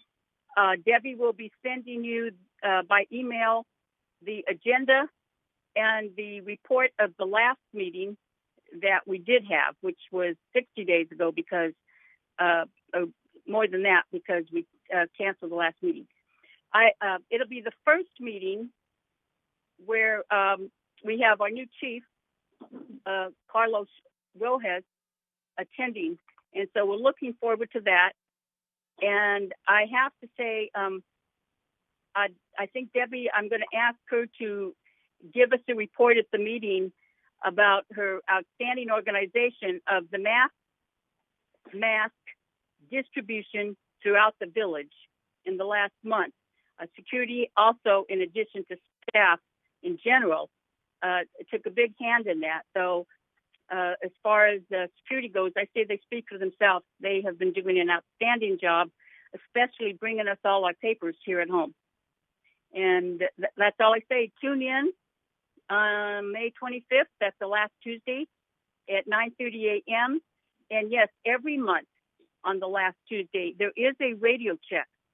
So if you're a coordinator and have a radio, or the substitute for a coordinator and have a radio, be prepared at 8:30 for your call-in. Thank you. That completes the DPTF report. Thank you. Okay, we've got on the agenda here Energy Research Group. I don't know if where did you go, Bert? I'm not on that group, so I have no idea. I think it was defunct. It was what? Bert said it was defunct, he thought. Okay, so we won't have that on the next agenda. Has anybody heard anything? No, we get your email, so Bert, we do get your email.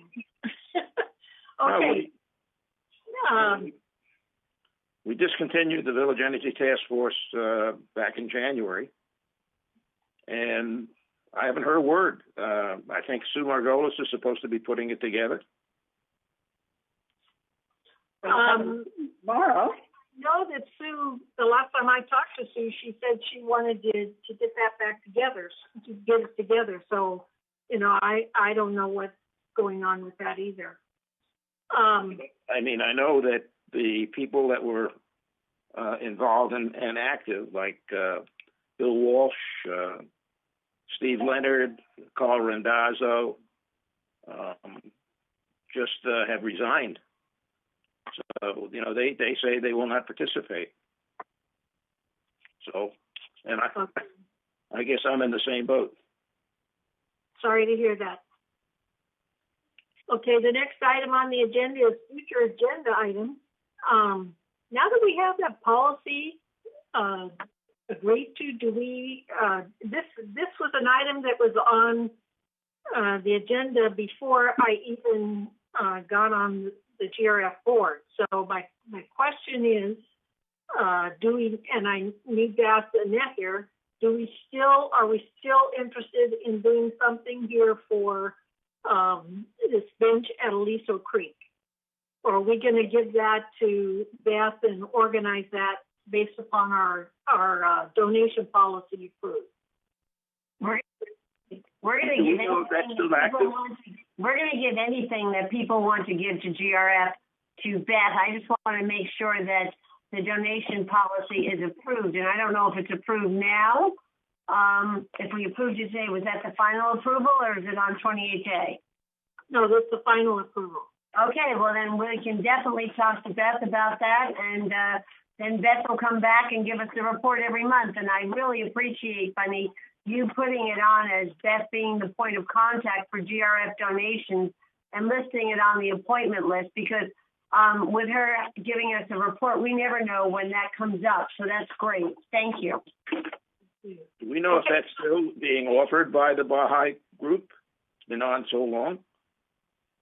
Somebody ought to check with them. Okay, we'll do. We'll check. And then what about this Orange County Mosquito and Vector Control District presentation? Should we take that off, or we're going to keep that on future agenda until we can meet physically? Bunny, we would like to keep it on. I think. Yeah. Keep it on speaking. Yeah. Okay. All right. So we'll keep that on. And do we have any director's comments? Yeah. I have one comment. Okay, Pat? I have been looking to get the Monday memos still, and we don't get Monday memos anymore. And I'm missing meetings and everything. I look on the calendar, but it's neither as complete nor as accurate as our Monday memo used to be. Ditto. The same way? So Siobhan, is she gone here? No, I'm still here. Okay, it was because you're unmuted. So basically, can you talk to Grant or Cheryl, make sure we get the Monday memo? Yes. I did email Grant, but I haven't had a response from him on that. Yes, Bunny, we will take care of it. Okay, thank you. All right. Are there any other director comments? Yes, there are. I'd like to make a comment. Okay. Hate to say this, Pat, but I really can't agree with you regarding that we should be ignoring the current availability of loan money at less than 3% over a 15-year period.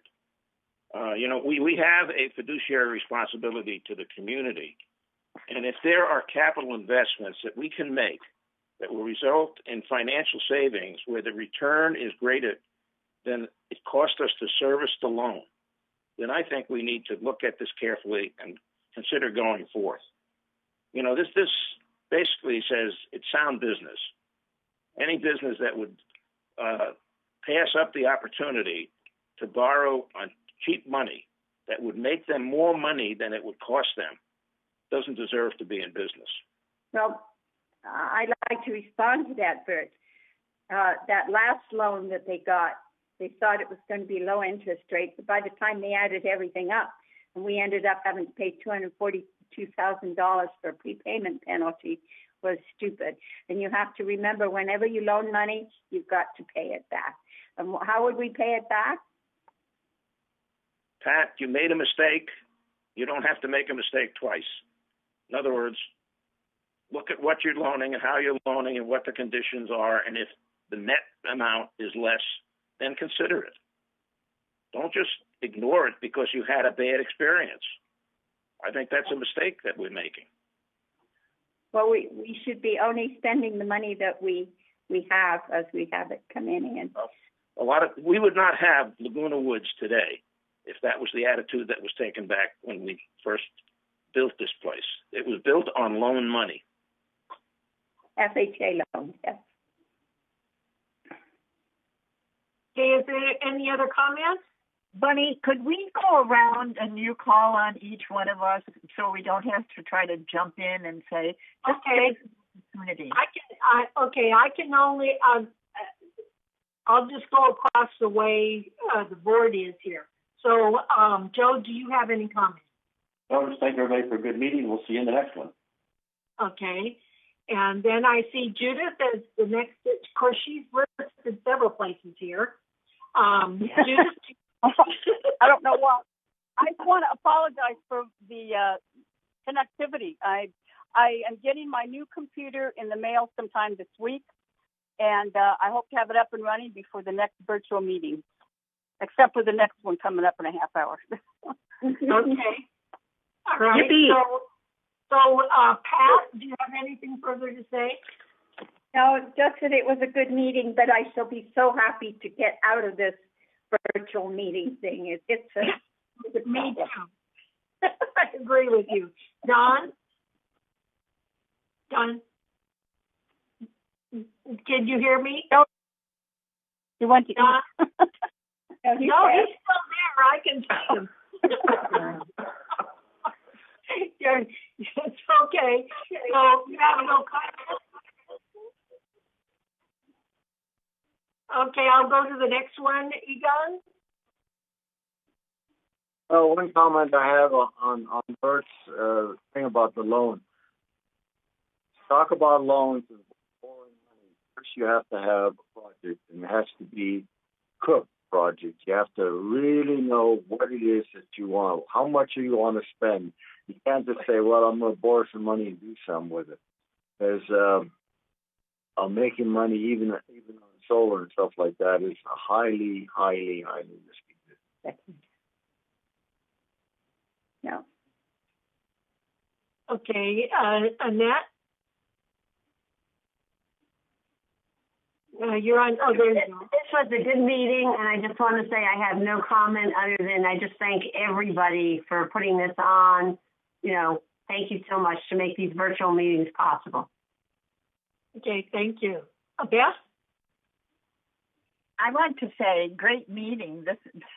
I can't believe that we all got a chance to be heard and unmute and mute and do all the things it has to make it possible. And I also want to say, this is the 5th of May. Happy Cinco de Mayo. I hope that we celebrate and bring a little bit of happiness during this time that we're all living in isolation. So happy Cinco de Mayo.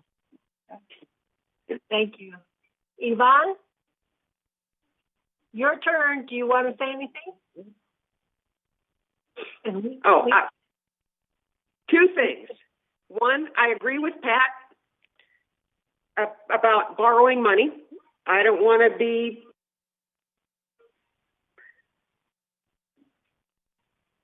my neighbors would kill me if we borrowed some money.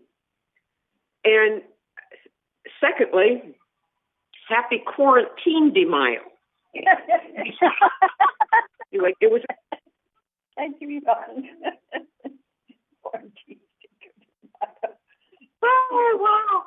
Okay. All right. Bert? Yeah, tell me, how many of you people have never had a mortgage? You borrowed money. I know. And it made money for you, because probably the value of what you had used that money for has increased. Okay, so it put a roof over your head. So don't look your nose down on borrowed money. Borrowed money can be very, very useful, and sometimes, and many times, very profitable. Okay. Well, I know this is director's comments, but I don't know if Siobhan or Jeff want to make any remarks at all. No, thank you. No, I'm good. Okay. Jeff? No. I'm good. Thank you. We'll wait for closed meeting. I don't think he can hear me. Okay, it's 1:09. Pardon? Okay, it's 1:09. So can we meet back at 1:40? 1:40. You have a half hour for lunch. And I don't know, I didn't get my delivered lunch yet. Have you? So anyway, at 1:40, we will come back and meet for the closed meeting. Okay?